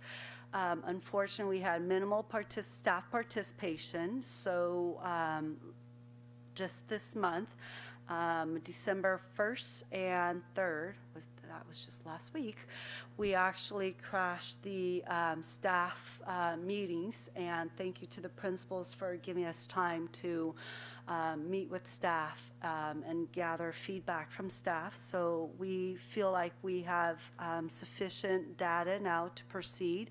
We also held a community one on November 6th. Thank you, Trustee Kerr. You are one of the few people who attended. We had Trustee Kerr and 2 other parents. So we, unfortunately, this month in December, we were supposed to come back. The team and I were supposed to be back here with a facilities update with the facilities plan to include these educational specifications. That is not going to happen because we didn't get enough data. So we're pushing that to January. So we'll be back in January with the ed specs, the results of those surveys, and what that means for our district. Thank you. Okay, item 12D is Superintendent Subcommittee reports. It looks like Business Operations Committee met on November 20th. Trustees Mora and Wolf, if you'd like to provide an update for us. Here. I think one of the highlights was we actually had some community members who have not been at the meeting before, so that was really great to get insight. One member asking how we invest our money and are we making, the most we can, which was a really good point and something we were looking into. But just having people in the community that were interested and came out and took the time, I think that was really great. And we did a survey about our needs and Ed specs, I think. yes. Yeah. Okay. And what else?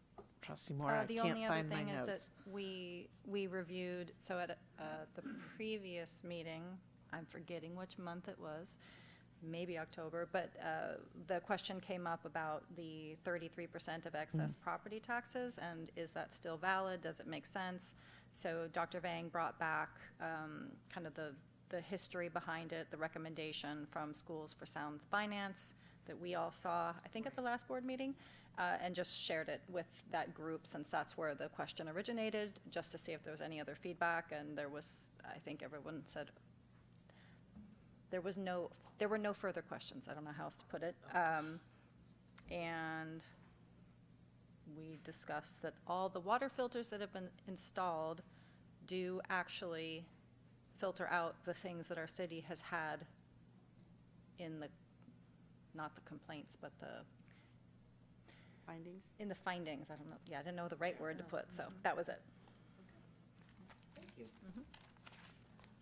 Okay, we'll move on to item 12E, which is St. Helena Teachers Association report to the board.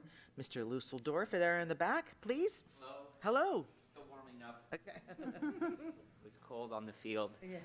Good evening, trustees. I'll keep mine very short. I just want to wish everyone a wonderful holiday, a break, and we appreciate the holiday party and the celebration of tenure and the years of service. So thank you. Great. That's it. Okay, All well, right. thank you. Happy holidays. Enjoy you. your break. Thank you. Okay, next item is 12F, which is the California School Employees Association, Chapter 287, report to the board. I don't believe anybody is here. Okay, all right. And then, trustees, as usual, items 12G, H, I, and J are the principal reports to the board. These are the written reports for our review. Thank you, as always, principals, for submitting all this great information. We really appreciate having it. Thank you. We'll move on to item 13A, which is a request to accept gifts, donations, or earmarked funds. I realize I did not ask anybody ahead of time, so do I have a volunteer to read our list? Okay, thank you. All right, happy to. Here's your acceptance Great to speech. acknowledge all the wonderful people in our community. There was $12,500 donated by the St. Helena High School Ag Boosters, donated to Ag and FFA as a miscellaneous donation. $1,000 anonymous gift to athletics, which enabled our students to attend the football playoff games at no cost, which was a pretty cool thing. Thank you, whoever you are out there.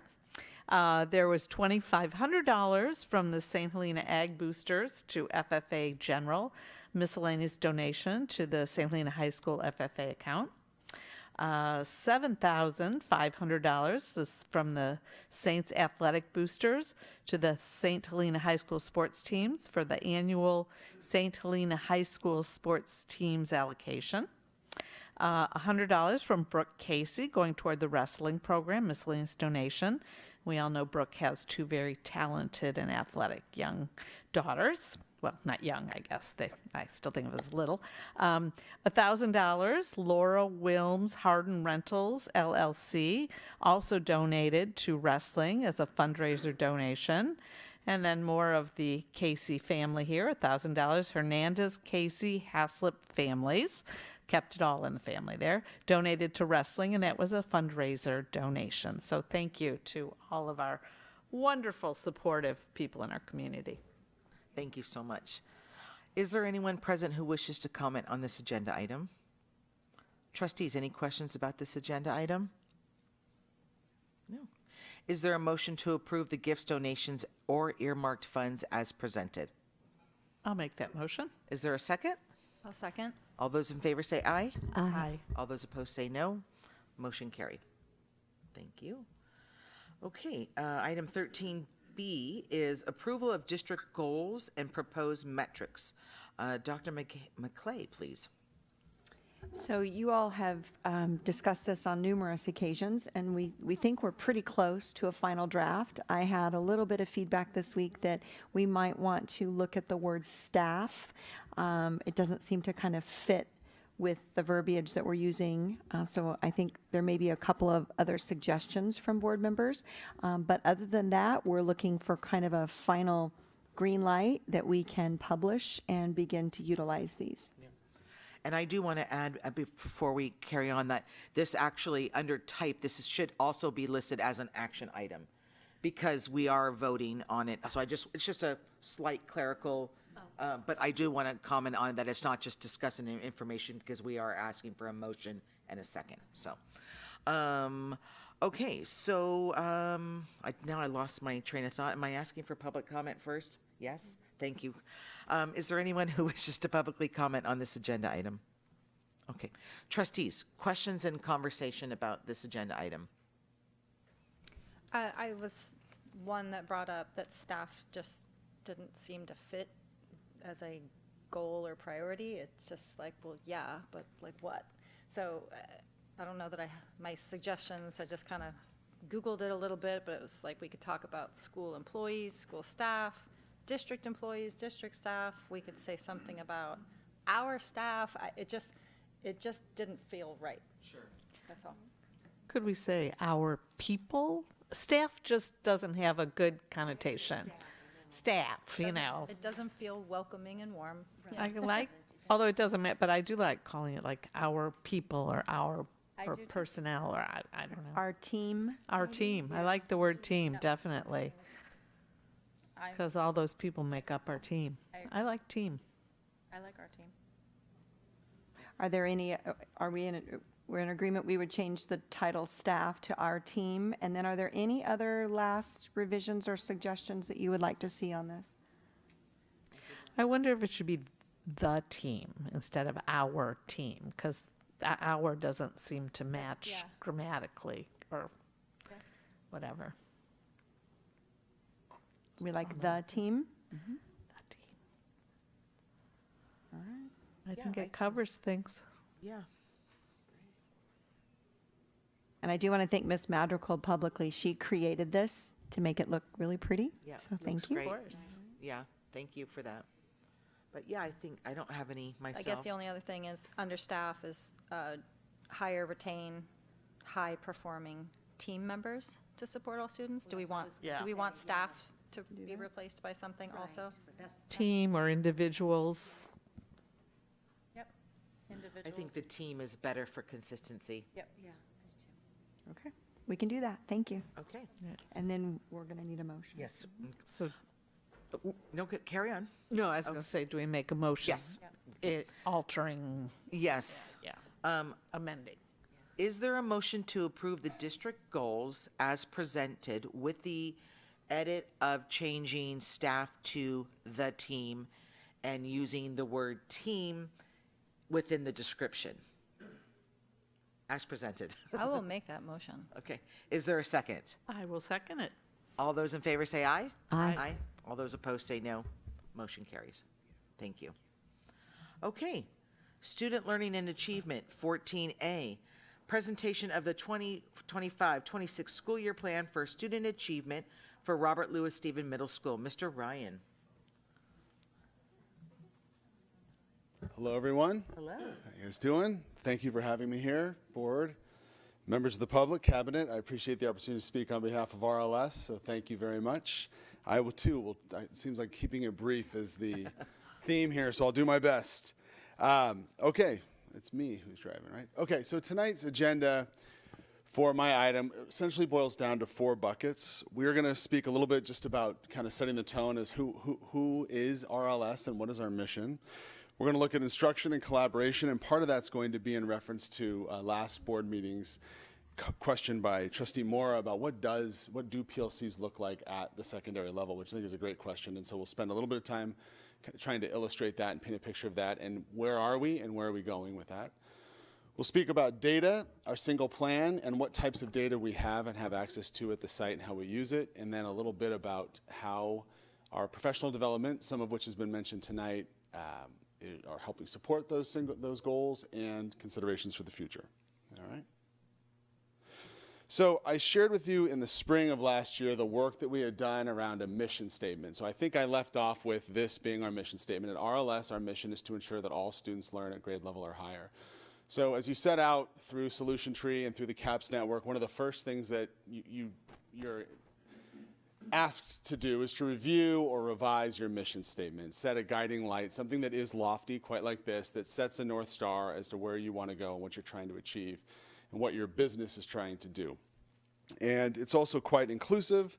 And what we did this year, where we took it this year, was working with all of our stakeholders, our staff, certificated and classified. We actually did something at open house with it. We've worked with all of our students on gaining their perspective of what their role is in ensuring that all students learn at grade level or higher, or for the students' sake, through advisory, how they can help themselves learn at grade level or higher. So that is something that's work that's ongoing and something we reference often at RLS. So I just wanted to set the tone with that. And this next slide is going to help us kind of frame who are we talking about. So I provided a slide like this last year, and I think it just kind of helps set the tone to think about who we are talking about when we talk about RLS. So a couple items I'd like to point out. We are up in enrollment. Since I ran this, that number fluctuates a little bit, but we are up around 15 students. I think it's also important to point out, if you go down from there, about 60% of our students are ever ELs at RLS. So just to remind ourselves of what that is, that means that at RLS, 60% of our students either are or at some point in their California public school journey designated as English learner. And then the last one I wanted to point out, just call it there, is about 30% of our students this year are DOC. So I know we're going to be experiencing some new shifts there, and we'll see how that helps our enrollment. And we're pretty satisfied with class sizes as they are now, and things are going really well. Our rallies have been great with that many students, so it's been a fun time. Okay, so this is where I'd like to start speaking about data and kind of helping to paint a picture of what the PLC process looks like at a secondary school, at least at RLS. It could look different at other schools, but this is where we're at. So to try to simplify it, Monday, Tuesday, Wednesday, Thursday, Friday, there at the upper left, teachers are teaching and assessing essential skills and essential strategies. Wednesdays and Thursdays, during the school day and Wednesday's early release, they're collaborating with their PLTs, so their departments. During that time, they're looking at student performance, they're tracking it on a data sheet, they're talking about teacher moves, instruction, and providing feedback to one another. That's kind of the meat and potatoes, and we were actually discussing that today at CAPS. It's kind of the meat, that's the heart of the PLC work, is trading industry secrets and being vulnerable and giving and getting feedback. Friday, in our grade level teams, they get together, and one of the things they do other than house business is teachers determine what are they going to do for, what are they, the instructor, going to do for access the next Tuesday. So we're very fortunate this year, we actually rolled out our second access class. And that is the model for Solution Tree, and our PLC work is to try to have 2 access classes during each week. So they might, based on data, they may say, I need an intervention and an extension. I need 2 interventions. So once they're through with that, and they load it all up in a Google Classroom, they move on to house business. Monday, we come back, those grade level teams now meet, and, however, this time, based on data, they are drafting students. So they are now filling out basically their class rosters for the next Tuesday's access. So they're gonna, no longer are they having to kind of horse trade. I need them this access, you can have them next access, and a student who was really in need now has to wait 2 weeks to get what they need. Now we have those 2 access classes. So those decisions are data-driven. Students do not get to select where they're going. They come to school Tuesday morning. They open up the Chromebook. They're directed for 30 seconds to look at where they're going for access, and then we move on with our day. Access is attended. Students are met with intervention, extension, study hall, focus study hall, and then we move into Monday, Tuesday, Wednesday, Thursday, Friday. Teachers are reteaching those essential skills, reassessing, and then ultimately, this is the hope, we see some data much like this. So as you can see there, this is a little old. As you can see in October on the left-hand side, 30% of this group's students was at or above grade level at standard. And after some intervention, after this cycle, we came back and nearly 80% were. Now, really, before I move on to the next slide, I want to be clear, though, that I don't want to oversimplify this. That intervention is ongoing. This process is ongoing. It doesn't stop. It never ends. And that data could have been impacted by 3 cycles of access classes. So it's not do this, success. Yes, that happens, but that is happening at all times. And it's those students may have been called in for 3 or 4 access classes. So just to be clear on that. So I hope I'm open to questions on that later. And then this slide, I've shared this with you before. This is kind of our back-end organization. This is how we organize ourselves. This is everything our RLS staff need: agendas, essential standards, learning ladders, data, and of course they drive those data sheets as well. But why I wanted to call this slide out is that, excuse me for a second, this slide is how we organize ourselves and also mitigate barriers. Because one of the biggest things to this work is, where is that data sheet? Where's that agenda? Where's that linkable abyss? So this is how we organize ourselves and mitigate barriers, and ultimately that equals mutual accountability among our PLTs and across PLTs. To address that question from last meeting, I will be the first to say that I find it a little easier to understand and visualize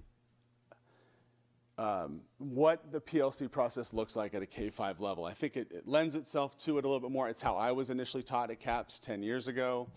So when I think about that prompt of what does it look like at a secondary level, we think about it in terms of the phases of rollout. So really the initial phase is mindset. Where is your staff with a mindset? Do they believe in this work? Another phase would be planning, identifying your essential standards, building your learning ladders. And then the other phase, the next phase, which can be just as difficult, is logistics. How do you build in access? Or at our CAP sessions, they call it win time. But how do you build a schedule that is sensitive to a contract, sensitive to workload, and get people on board with that? But once you have a staff with that mindset, it really happens. So once those pieces are in place, please know that this is never done. It's not work that we say we are done now as a PLC. But to answer those questions, when we think of where are we as a PLC, we think of these 4 questions. What do we want students to learn? How will we know if they've learned it? What do we do if they do? What do we do if they don't? So what we've done so far is we have essential standards, we have learning ladders, but we need to continue to revisit those. Another topic from today. We have to continue to revisit those as needs change, as curriculum change. We are giving formative assessments and we are responding to those, but we always need to work and refine our timing for those formative assessments so that we are giving the most efficient feedback back to students and then being able to intervene in a timely manner. When I think about what do we do if students don't learn it, we took some big steps this year with our master schedule, rolling out 2 access classes and 2 literacy support classes and a structured literacy class that I'll talk about in a few minutes. But that work is never done, and we've been picking the brains of our K-5 partners who have done a lot of this work, as you've already heard about. I'll talk about the RTI conference shortly, but big shout out to the RTI conference, and big thank you to you all for allowing us to go. That is the type of work this district should be incredibly proud to do. And with that, we are always refining our MTSS process and always trying to find new creative nooks and crannies in our schedule to provide kids extension or support. And on the top of extension, when a teacher signs up to do extensions, that's original work. Those don't really exist anywhere. So just making sure we're also providing time and resources for teachers to develop extension lessons. Okay, so what does data collection look like at RLS and how do we use it? We just spent some time talking about formative data. That is what's happening right now. That impacts instruction, that impacts student learning. When we think about benchmark or diagnostic data, we're talking about what used to be the MAP, what is currently the STAR. There might be some other assessments that fall into that. That's going to help us maybe change a student's schedule. It's going to lead us through the reclassification process. Right now we don't have a ton of STAR data, but I am excited to look at that as we're in the middle of giving it for the second time. So really all I have is baseline data, but we can bring that back in the future. And then we have summative or end of unit, end of year data. So less attractively, we can call that autopsy data. I have a little bit of that for you tonight. Araceli has plenty of that for you tonight. But that helps, all of these taken together help shape our SIPSA goals. They help shape our action steps in that SIPSA and how we allocate the resources either provided by the district or in partnership with the district. So with that, I want to just share a couple of highlights from some summative data, end of year data. The ones I wanted to point out on the left here, if you look under ELA, just to be clear, this is Ms. Simon and I worked through Data Zone and took some training sessions with the Data Zone representatives to try to figure out a way to pull some data that you can't regularly get. So we cohort grouped students who attended RLS 6th and 7th and 8th. So this is current 9th grade students. And we filtered out other students. And what we see here is that over 75% of students from entering 6th grade to leaving 8th grade improved. Now that could be from below standard to near standard, but it really does capture and I think paint a great picture of students come to us in one place and we're able to get them somewhere else. I think and down below there with math, there's also that's a 73%. So nearly the same percentage of students are also able to improve while at RLS, assuming they're there all 3 years. I want to also point out one other one, and I think it's important. I imagine there's a question about it. 7 students may not have taken the test seriously. I couldn't think of a best way to write that and put that on there. That's obviously qualitative. We have some action steps on how to address that this year. Or I shouldn't say address it, I should say learn more about it. But I want to call that out for 2 reasons. One, this is middle school, and students find different ways to revolt and demonstrate autonomy. And so what we can see, I can look at the student scores, standard exceed, standard not met. It's like, so when you have 7 students out of a cohort of around 80 something that, whether, they're not bad, they're doing what they do, that'll impact our percentages 8, 9%. The other reason I think it's important to point out, though, is that we are so data-driven and committed to looking at data. I can pull out 7 students and look at their academic journey and know so much about how they can perform, or our teams can. I think that, even though that's not my favorite stat, I think it does paint an accurate picture of how data-driven the district and RLS are and how wonderful it is to have the size schools that we have, where we can really drill down and know every single student's achievement ability. On the right-hand side, I just want to point out that, again, the STAR is new for us. We look forward to getting some more data. What I can tell you with what we've been able to determine with some degree of confidence is that the early baseline we gave in August seems to map pretty well with where students left off in the spring. But again, we'll know a lot more over the coming weeks when we finish up the second iteration. So to talk very briefly about our goals, our first goal for our SIPSA is to minimize the achievement gap. That exists no matter which way we slice it, and we're going to learn more about that tonight. But just to highlight a few of the action steps that are underway, some have been mentioned, but the 2 access classes, I say that, and I know it's like, oh, you already said that, Andrew, but the lift that took on staff and logistics to pull off and then to believe in it has been nothing shy of at least monumental, and I want to thank the staff because that was a big shift for them. I also want to add that we did add 2 classes, Ms. Kurtz and Ms. McGue, Tier 2, Tier 3 literacy classes to support 6th and 7th grade. And unfortunately, it was mentioned, not unfortunately, but I'm happy it was mentioned earlier, but I do want to call out that we did attend Thinking Maps training in August voluntarily. Some of our teachers showed up to do it. And then they were moved by it and launching it, so they wanted to become trainer of trainers, which they've done with Ms. Arceli Romo Flores, which now they've been training our own staff and teachers across the district. So I think we'll see, but those have been really successful, and teachers really seem to be appreciating them quite a bit with the student response in class. Goal 2, strengthening school climate. We have an incredibly strong and positive school climate that I know we're all really proud of at RLS. However, we do also want to address that in the California Healthy Kids Survey, which again is only 7th grade, but it does tell a story over time, there were students reporting being bored. There were students with a lack of academic motivation or meaningful participation.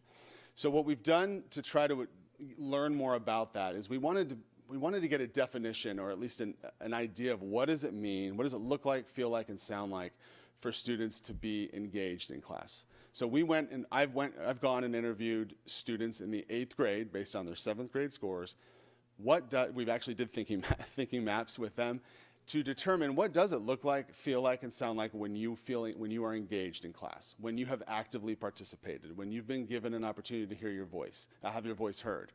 And we've parlayed that work with leadership. So that is a piece, that student interview piece is something we're doing ongoing. I've begun meeting with all the 8th grade students one-on-one 2 weeks ago. And we're going to be doing some post-assessment interviews. So we're just trying to get students to talk about their own learning and their own experience, because nobody's words will move a group of educators more than a group of students. There's also some other items. We did just give the Kelvin survey, which is every single student. We'll give that again at the end of the year, and I'll be able to share that with you. And of course, we're keeping up with our weekly advisory lessons and our monthly rallies that included Mr. Brown, who's like everybody's favorite person now at RLS. All right, that didn't work. Okay, last goal, strengthening parent engagement. So this is one I know, I've spoken with other parents, and we sometimes talk about it. That's a tough one to measure, because I'm pretty sure if my children's school were to measure my engagement by the tools that are provided, I might not be the most engaged parent, but I beg to differ, and I don't know, my children might agree though. But what I want to say here is that we're just trying to gather some data this year to determine if a goal is warranted. So everything we've done with parents, those items listed and so many more, we're just gathering all the data we can about parent engagement, who's coming, who their students are, so that at the end of the year, coupled with a parent survey, we might be able to determine there's a pattern here, or we need to focus our energies over here, or this communication tool isn't working. Cranking out parent squares on Sunday, 3 people are reading them, maybe that's not the best use of my time. So that's what we're doing for that last goal. 2 slides left, I promise. So the professional learning that is currently underway to support all those action steps and goals and try to address that achievement gap while also maintaining rigor and enrichment. I mentioned Kate Bredauer's structured literacy class. That's brand new, some professional development that through a grant that we became a part of through the Napa County Office of Education. I will call out the RTI at Work conference. 23 or 24 years in this type of work, And that might be the best conference I have ever gone to. Collectively, with the whole team that was there and the types of conversations that happened, but also it is the work that we should all be doing, and it is fantastic. So I really appreciate it. I know that was an investment, so thank you. I texted Kay, Dr. Vang from there just to say thanks. It was really a great deal. And our continued commitment to CAPS. That just, again, coupled with the RTI conference, the types of conversations and the push that they are providing us is the direction we need to go. And then lastly, when I think about how to help RLS approach these next steps and where we need to go, these are some of the things that I take into consideration, that I hope all of us take into consideration for our schools. Prioritizing a collaborative master schedule and the support of our TOSA. Continuing to evaluate the 2 access classes, our well-trained paraprofessionals, and things like what we heard about, initiating the math curriculum adoption. Now that the framework's been adopted, that's going to be a big resource and tool for our math teachers. So there's a lot up there. I will leave it at those 3. And are there any questions or comments? Thank you, Mr. Ryan. Is there any public comment on this agenda item? Okay, trustees, questions, comments about this agenda item? I do. Surprise, surprise. I don't have a kid at RLS this year for the first time in 8 years. So how do 2 accesses work in one day if they're all on Tuesday? I just don't know how you do that. Is it 2 in the same amount of time that was 1? I'm just That's a curious. good question. I wish I could pull up the bell schedule and have it explain it for me. Erica, there you go. So that's a really good question. Last year, our access class, despite in addition to only having 1, it was I think it was 58 minutes long, which is a very long time for an intervention lesson or an extension lesson. But hey, it's what we could pull off, and we did it. Thank you, Erica. So if you look over there on Tuesday. So by shifting and working closely with the high school, which they've been great partners in this schedule kung fu that we've done to pull this off, we've moved 4th period. We've been able to maintain advisory, which is great, because that's where we do our social emotional learning. That's where we respond to some of the survey data with timely lessons. But our access classes now, I think, are 36 minutes. Somebody do that math up there. 33 minutes. Anyway, that's much more appropriate time for the types of lessons we need to do. It's better for the student as well as better for the teacher, and we have to split them up. The model for Solution Tree is 2 a week, at least 2. I'm sure if, rest in peace, Dr. DeFore walked in here, he would probably say 2 in 1 day might not be the best thing, but that's what we're able to do, and it's better than not having it at all. And I've been meeting with the 8th graders just to add on to that. I think I'm through 13 of them. And one of the questions we ask is, what's something that's been beneficial for you here? What's something that's helped you achieve a goal? A couple of them have said, oh, yeah, having 2 access classes this year has been great. Oh, thank you. Can you tell the others to say that too? No, I'm just kidding. But that was really good to hear because it's taken quite a bit of a lift. My other questions are also related to access. Is there a maximum number of students per teacher in an access class? So in order to get the intervention class sizes down to ideally 10 or lower, although sometimes give or take a few, what we've done with Access 1 is we've included our electives, our shared teachers on Access 1, our PE teachers, and some of our special education staff, as well as some of our classified staff, so each grade level has a few more people. So no, the simple answer is no, but you'll typically see study halls a little larger. I took one yesterday or this Tuesday for a teacher, and I think it was 16. Our intervention groups you'll see are really, really small, and then our extensions are generally kind of in there in between. Extension meaning enrichment? Enrichment. I just want to make sure it's the same thing. Okay. And then that was also my question is, how are you assigning enrichment spots so let's say it's math, and you have a whole bunch of students that need intervention, but you also have students that need enrichment. How are you divvying that up? That's a good question as well. So that having 2 access classes really helps. So you have Miss Carnes, for example. I think she's watching. Miss Carnes, for example, can take an intervention group in the morning in the first access, or what we call first access, and then she can have an extension group in the afternoon for second access, which is another perk of not having to now wait. And math's one of those ones they could probably do intervention every single time, and there would be a bevy of students, there'd be students that could use that, but they do try to balance their time. And there's been conversations of organizing it differently. They have vertically articulated essential standards, so they could, in time, manipulate that differently between the three of them, but for this year, that's how they've chosen to do it. And then the students that are coming to St. Helena High School for Math 1, what do they do for help?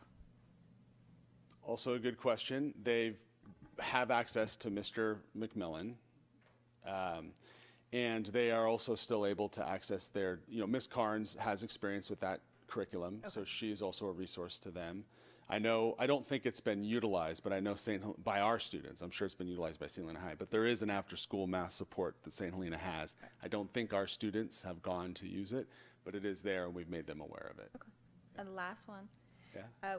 I don't know what a structured literacy class is, so I didn't know what that meant. Yeah. So often at a secondary level, so our two friends over there, Kathy and Rebecca, at their level, they're teaching how to read, how to decode, right? Well, okay, those two might not necessarily be, but their staff are. At a middle school level, that's often not something that you really get to see. Right. And so we noticed a group of students that either, they might not have an IEP or be in ELD, but they're still just low readers. And it's just very difficult at a secondary level to find time in their schedule, find a reading specialist to do that work. So I get it now. I think I wasn't equating. Yeah. Now I get it. Yeah, Thank so you. that's what she's doing. Okay. Great questions. Trustees? I have kind of a random question. Homework. Is there kind of a general philosophy at RLS across the subjects, or is everybody kind of free range and it might be different with each teacher and each subject? Or is there kind of a philosophy that we only want our students spending X amount of time, outside of class? Just curious. So, to be honest with you, in my third year, it's not written. It's not a published document that's ever crossed my eyes, but it's scaffolded up. So you're going to see more in 6th grade than you would in 5th, more in 7th grade, and a little bit more in 8th. But the nice thing about it is, so Mr. Sasser, he's the only 7th grade history teacher. So it's not like he assigns all the homework, but the other 7th grade history teacher doesn't, right? And the nice thing about that master schedule that provides all that collaboration, they're speaking interdepartmentally and then also within grade level. Hey, you're having a test coming up. Okay, we can rearrange this. And so there is, but I don't want to give the impression there isn't homework. There is homework. There's expected reading every night. There are projects. Oftentimes it can be something that didn't get finished in class and it's going to be done at home. We're investigating freckle as something that in Mathia, freckles with star. So things that kids that are targeted to them based on their performance on an assessment. So some of that is being kind of like piloted a little bit. Yeah. Good question. Thank you very much for being here this evening. Thank you. So I don't have a question. My comment would be, this is great stuff, first of all. And then secondly, I really appreciate when you were advising us about how you have been talking with the 8th grade students about just tests and what makes them tick, And I think there's such an advantage to that, just to get to see them more at a personal level and to see you at more of a personal level too, and it's just more of a connection to the school and things too. So I want to thank you for that. Yeah. That's really a good idea. Yeah. Thank you. Thanks for noticing. Appreciate it. So what I'd like to say is one of the things I love when the principals come and do this presentation, because you have breathed life into this presentation, because we can read this and not know, but you really brought this presentation to life. And for me, I really feel like I understand the intricacies involved of bringing PLC and putting it in a schedule and meeting rigor, meeting needs, and I have a deeper appreciation for that after tonight. I also think one of the other things that came through for me is the amount of pride you feel for your school and your staff. that's amazing. But that's a testament to your leadership, I would say. So I want to say kudos all the way around on that Thank you as very well. much. That's just some of the bigger takeaways as you were talking about all this. I mean, you can tell you're living and breathing it, and you're proud of it. You know it's not a perfect situation, but that's what you're striving for. So congratulations on that. And I think really the one thing I wanted to ask about on the path forward, you have priorities as well-trained paraprofessionals. So I'm wondering, what are the current challenges with those paraprofessionals that you'd like to see? That either do they need more training? Is that okay? Yeah, it's a good question. I maybe could have. We have well-trained paraprofessionals, and I think that's something that's important to consider as a district when we think about professional development and math adoption or structured literacy. So Martha Madrano in Kate's class, she's kind of being trained as she goes, and so that's something that is person-specific. Not necessarily every para in that class needs that PD, but she does to properly serve those students. So I just think, I'm very proud of the PD and the extra time and willingness they do over the summers for supplemental pay, whatever it is, to do that work. But I just wanted to also put it on there that as we make curriculum and instruction decisions, the paras also serve a very vital role in supporting access or intervention or enrichment, whatever it might be. So that's what I was trying to get at there. okay? Yeah. And it sounds, from what I'm hearing as well from you, is that a conference like that, RIT conference, is something that the board should always continue to support, because it sounds like it was super beneficial for everybody who attended. I mean, yeah. and Rebecca was singing its praises all last year. Okay. And I always believe you. And I was like, wow, it must be a really great conference. I've been to a lot of them. But this, this Okay. was fantastic. Okay, and great. to the degree that it's possible, I think it's something that we should consider. Great. But, Okay. you should consider. Who am I? Whatever. I'll do whatever you want me to do, but I think you should go there. Yeah. Thank you, Mr. Ryan. Yeah. Trustees, further comments, questions? So just what you said, the thing is, if you don't bring it to our team here, we wouldn't know that, so we wouldn't be able to consider it. So thank you for bringing it to. Yeah. No, of course. Yeah. So we know how best to support our Exactly. sites. That's a good point. Yeah, that's what I wanted to say. Okay. Thank you. Yeah. Okay. Thanks a lot. Thank you so much. Right. Thank you. Okay. Moving on. Thank you for bearing with me 1 second here. 14B is the presentation on the St. Helena Unified School District's 2025 California School Dashboard.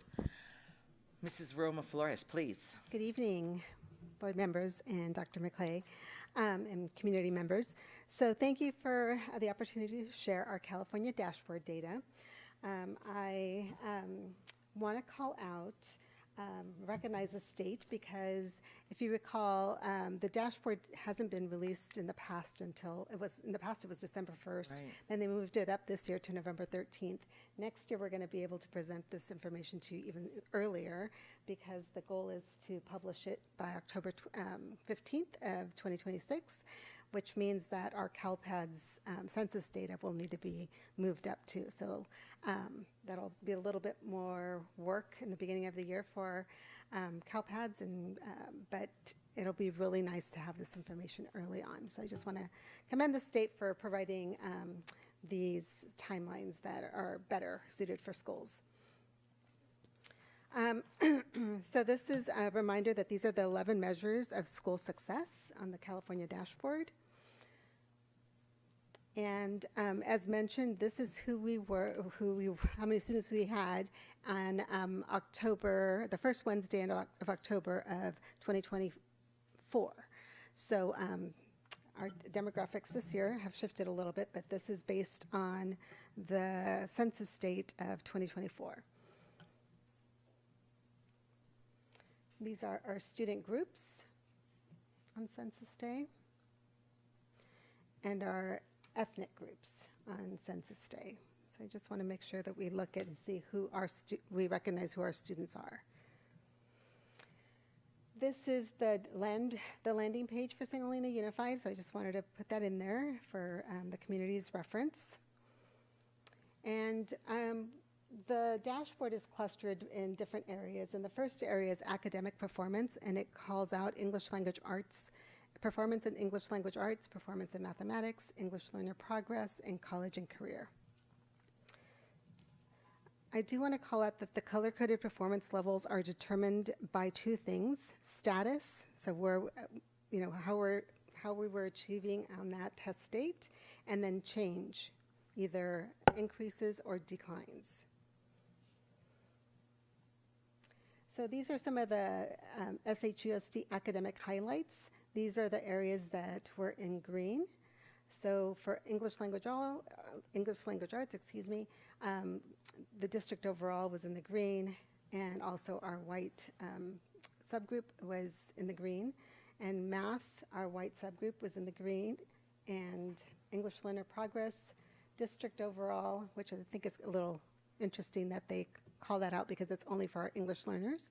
But our English learners did well, and long-term English learners did well. For college and career, district overall, we were in the green, and also for our white subgroup.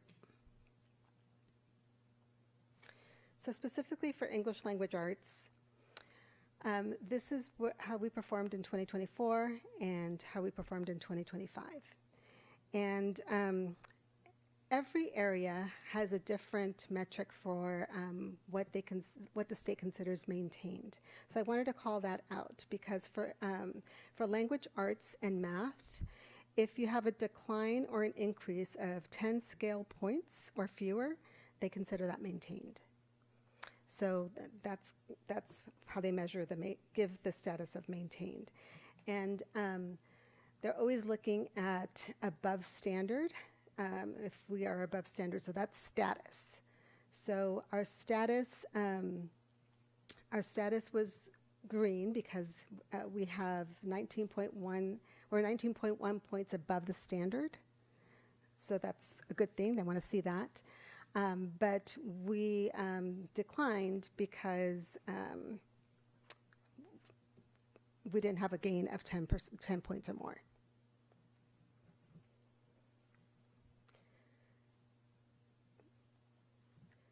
So this is just more information broken out by subgroups where they landed on the dashboards for English language arts. And for math, again, same thing. They look for a 10-point increase or decrease to determine whether you maintained or declined or increased. And so in this one, we went from yellow to orange because we are below standard in math.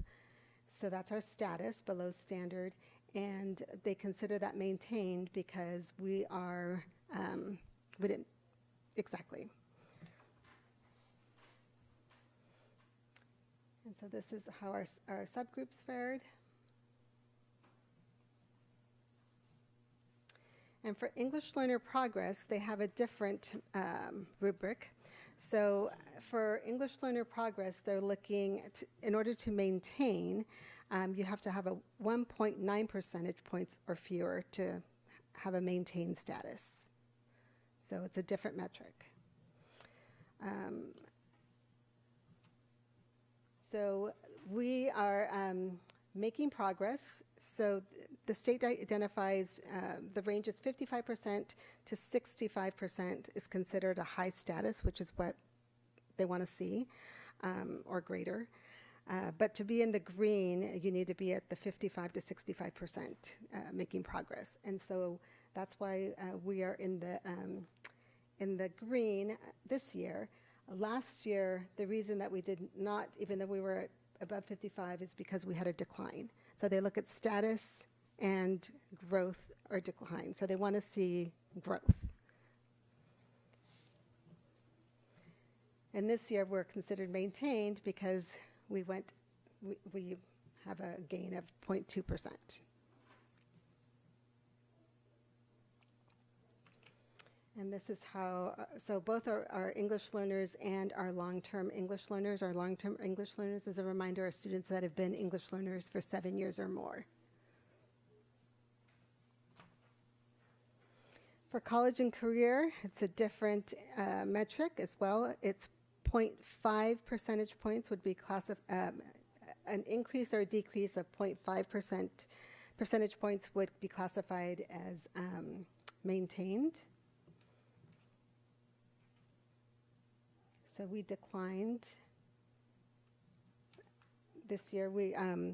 So the state does look for 66.5% or greater to be considered high. So we do have a status of prepared, which is good. We want to see that. But we did decline. So that's why we went from blue to green.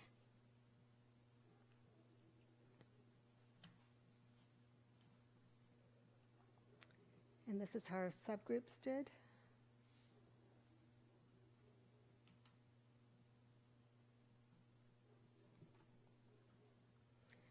So these are our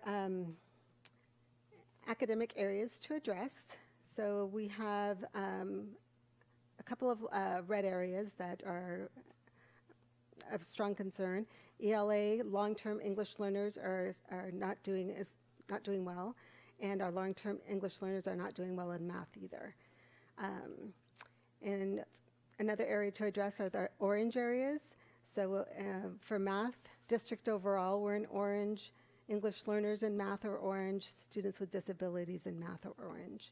And college and career, our socially economically disadvantaged students are in the orange. So those are areas to address.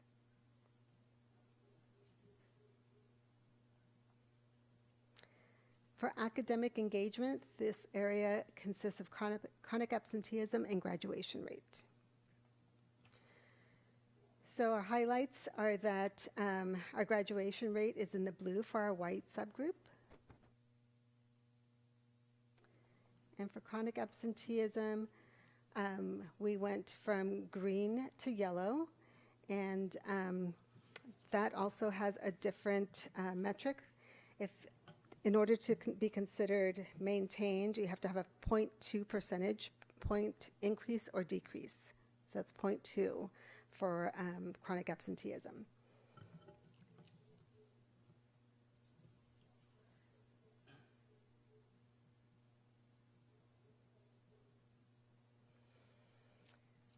So we had we've maintained, so we went from, but we have 8.5% chronically absent in 2024, 8.1 chronically absent in 2025. And they consider this maintained.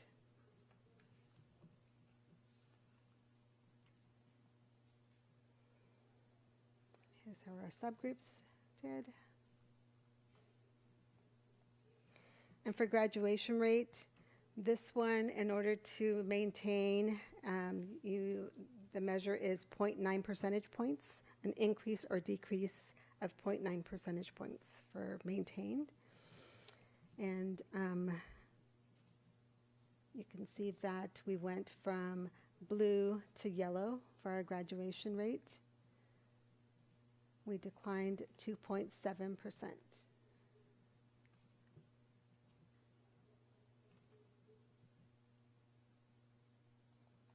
And here's how the subgroups did. So again, the blue for our white students, yellow for our Hispanic students, and orange for our socioeconomically disadvantaged students. Conditions and climate, that's suspension rate. And this is a 0.2 percentage point as well to maintain. We are green for our English learners and white students.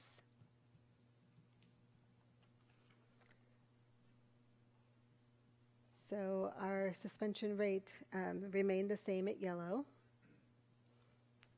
We maintained, even though we had a small dip.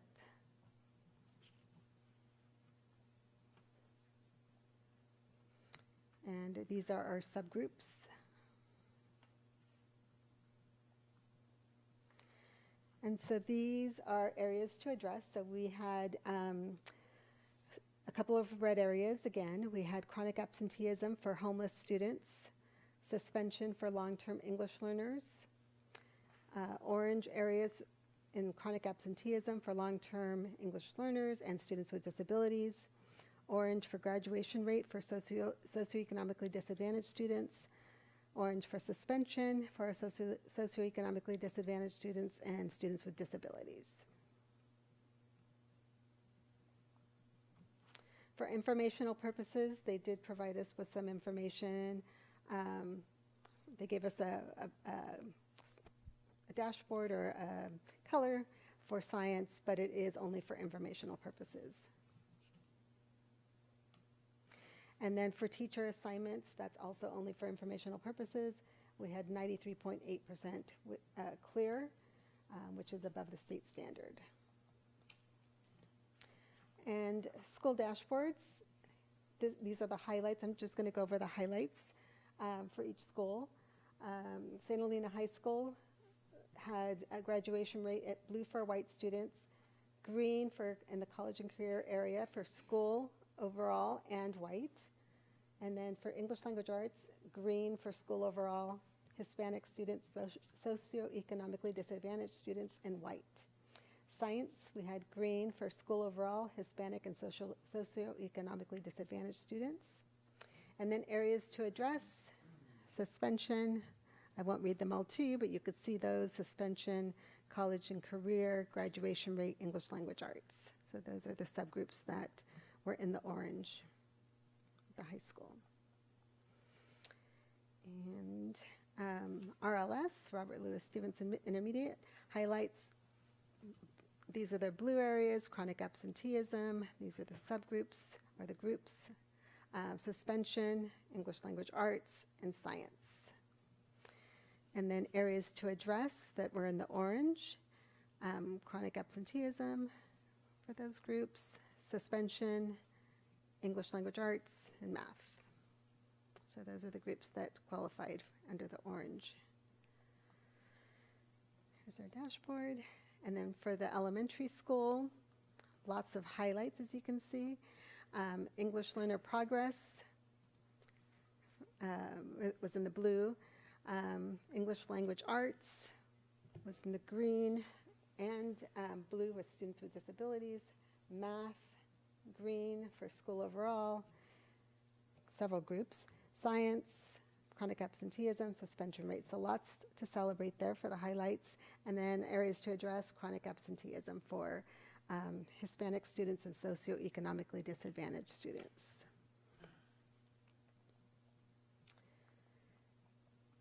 And then the primary school, I was really interested in finding out why. In the past, you may recall that they used to give us a dashboard color for language arts and math.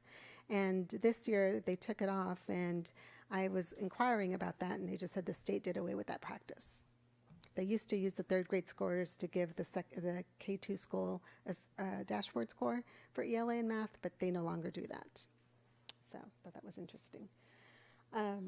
So these are the highlights for the primary school: chronic absenteeism, suspension rate. Those are all in the blue or green. And areas to address, chronic absenteeism for these subgroups and suspension rate for these subgroups.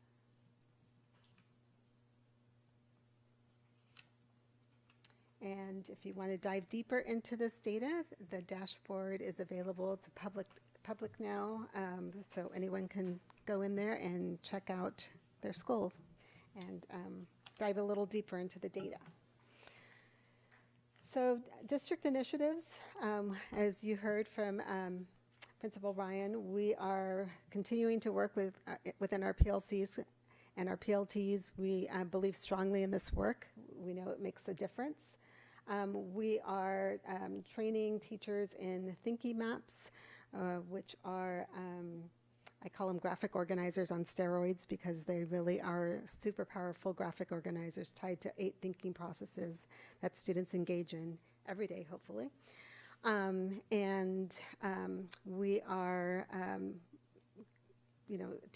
providing professional development on the math framework. We're doing that.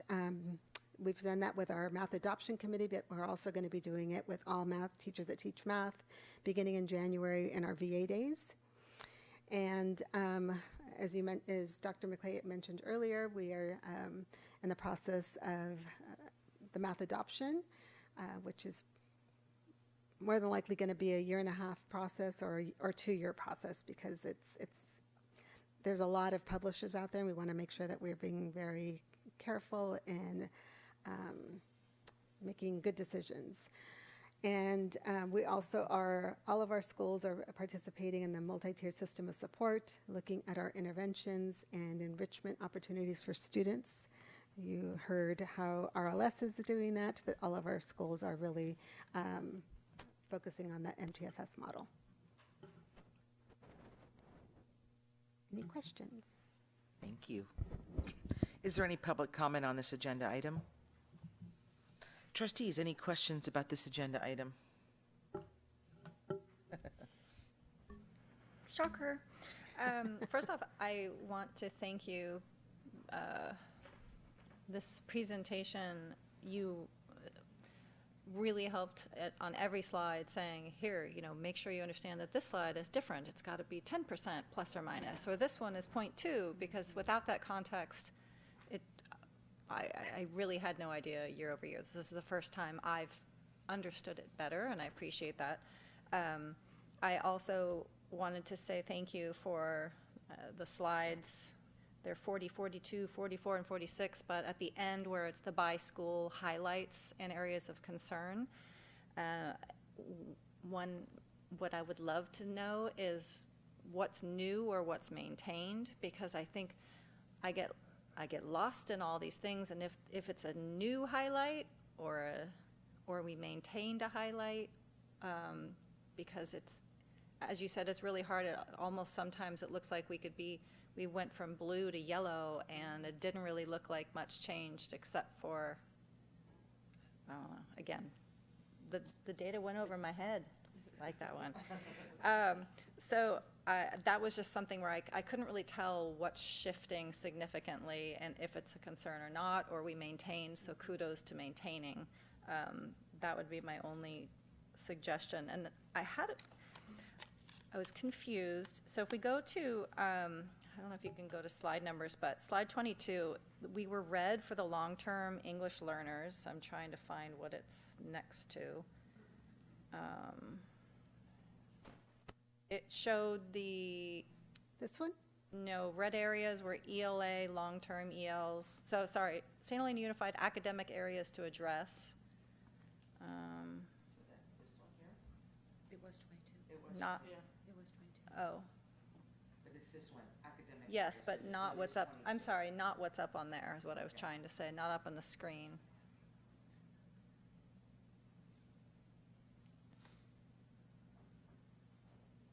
After this one. Oh, For English learner progress? not that. Yes. I don't know what to. It's right before right before. Which one is it? I know. Right before academic engagement. Oh. It's hard to know where. Oh, college and career. Okay, so it's over here. Yes, that one. Thank you. So it's a red area for ELA and math, long-term ELs, and don't kill me, but going back 4 slides, I guess. If we go back 4 slides to 18 for the English learner progress, I guess that's English learners, but within that, if you looked at the LTLs progress, they're green. So is that for the specific Language assessment. language assessment, The LPAC. independent of English or math? Yes. Okay. Because I'm thinking, well, how are we red, but we were just green? So, okay, thank you. That's helpful. And that was it. I was just trying to interpret where things show up. That's it. Yeah.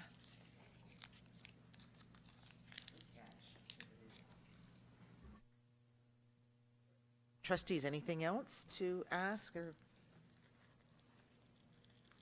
No? I guess looking at that slide 22 again, what do you first see as the reason that our long-term ELs continue to be in the red for math and for ELA?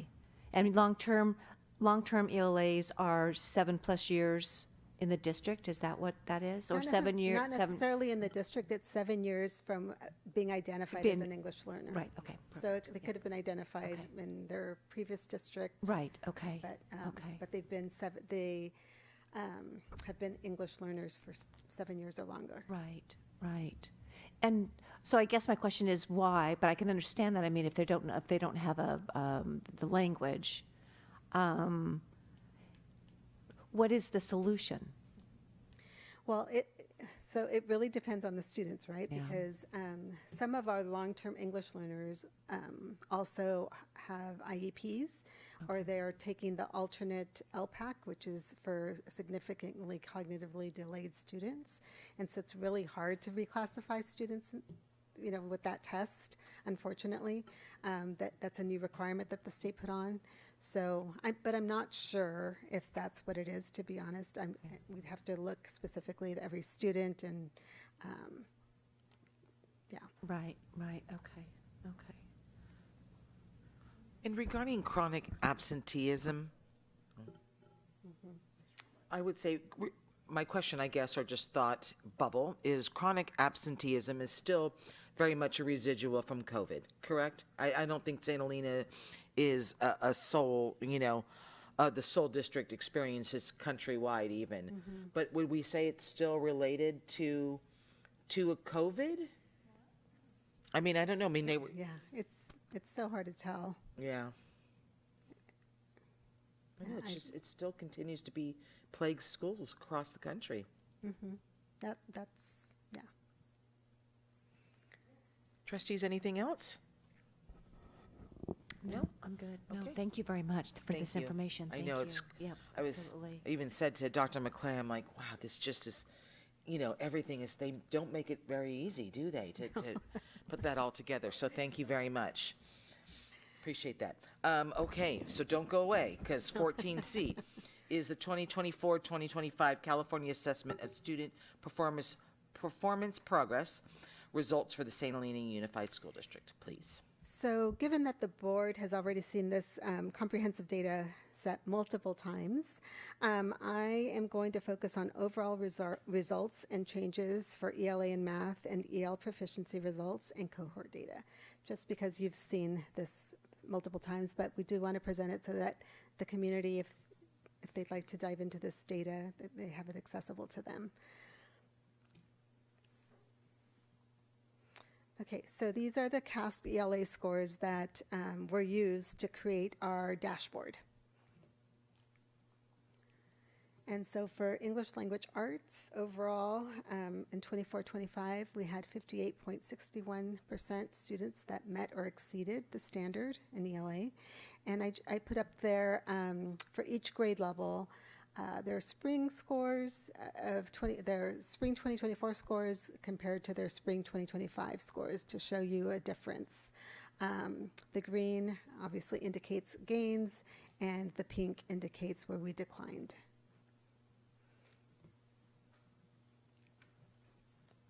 And a shout out to our 5th grade team, 20 percentage points in language arts. So that was wonderful to see. So I'm going to skip through these just because you've seen these before.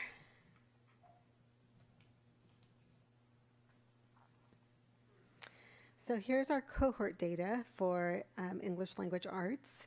And there is one slide that you had not seen in the past because I did not have cohort data for 6th grade to, from 8th grade to 11th grade. So there is an additional slide here, but you have seen this one before. Cohort ELA data for our current 6th graders. So this is how they performed as 3rd graders, 4th graders, and 5th graders.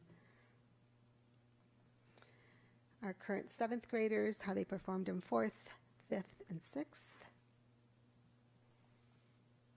Our current 8th graders, how they performed in 5th, 6th, and 7th. Our current 9th graders, freshmen, how they performed as 6th, 7th, and 8th graders. And then this is the new one from 8th grade to 11th. So this is these are our current seniors.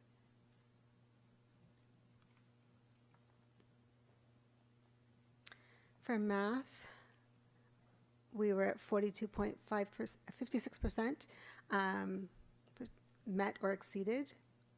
And there you can see the differences from year to year.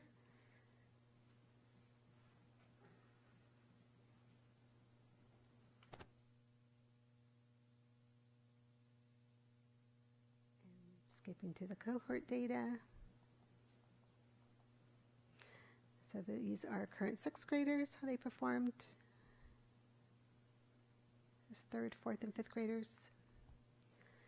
Our current seventh graders is fourth, fifth, and sixth graders. Our current eighth graders is fifth, sixth, and seventh. Our current ninth graders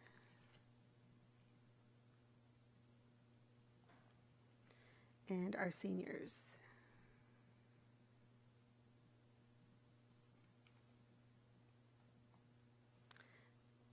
And science overall, 39.85% met or exceeded. There's the difference. Again, this is only for fifth grade, eighth grade, and 12th grade. Not everyone takes these tests. And again, a shout out to our eighth grade, 16.62% gain. That was a nice jump.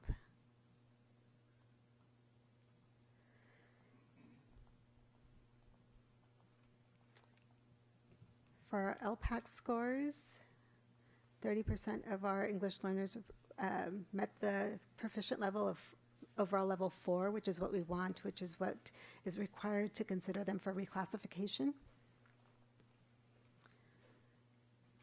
So there you can see the difference from year to year.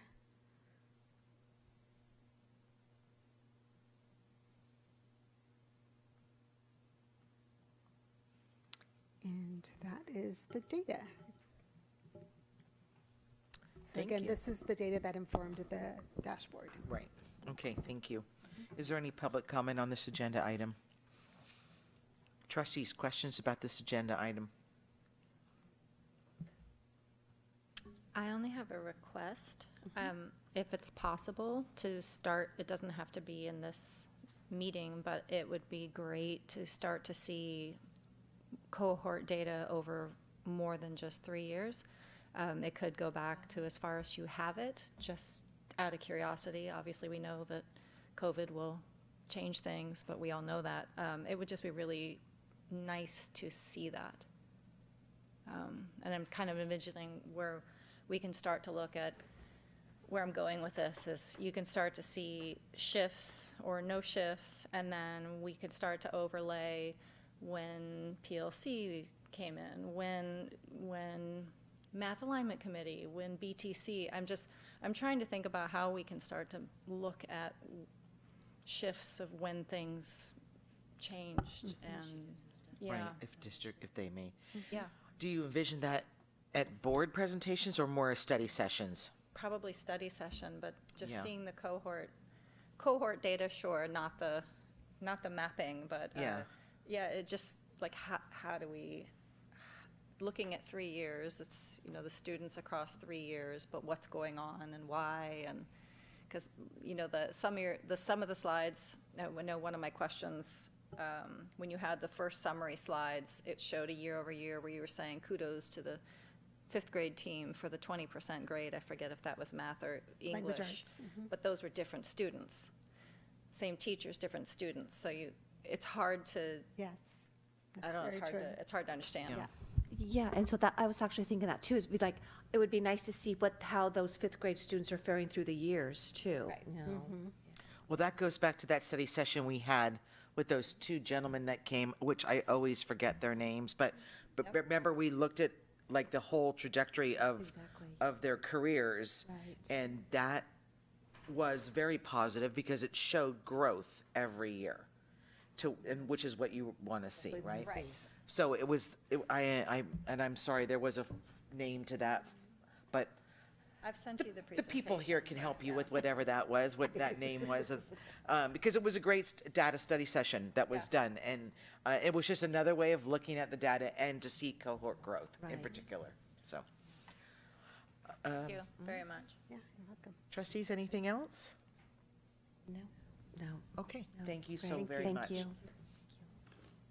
Okay. 15, Human Resources. It's A, review and consider approval of the St. Helena SHTA certificated salary schedules for 2025-26.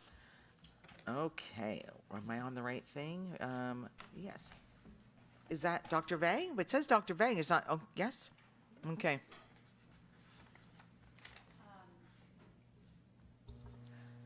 So these two certificated salary schedules, you saw the first one. I provided the first one last month so that you would have some to reference. However, I'm bringing forth the one that you saw last month and then the second one for formal approval today.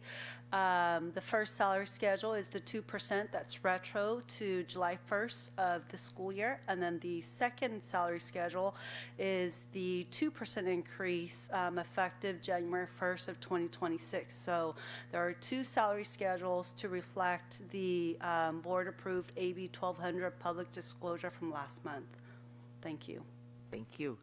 Is there anyone present who wishes to comment on this agenda item? Trustees, any questions on this agenda item?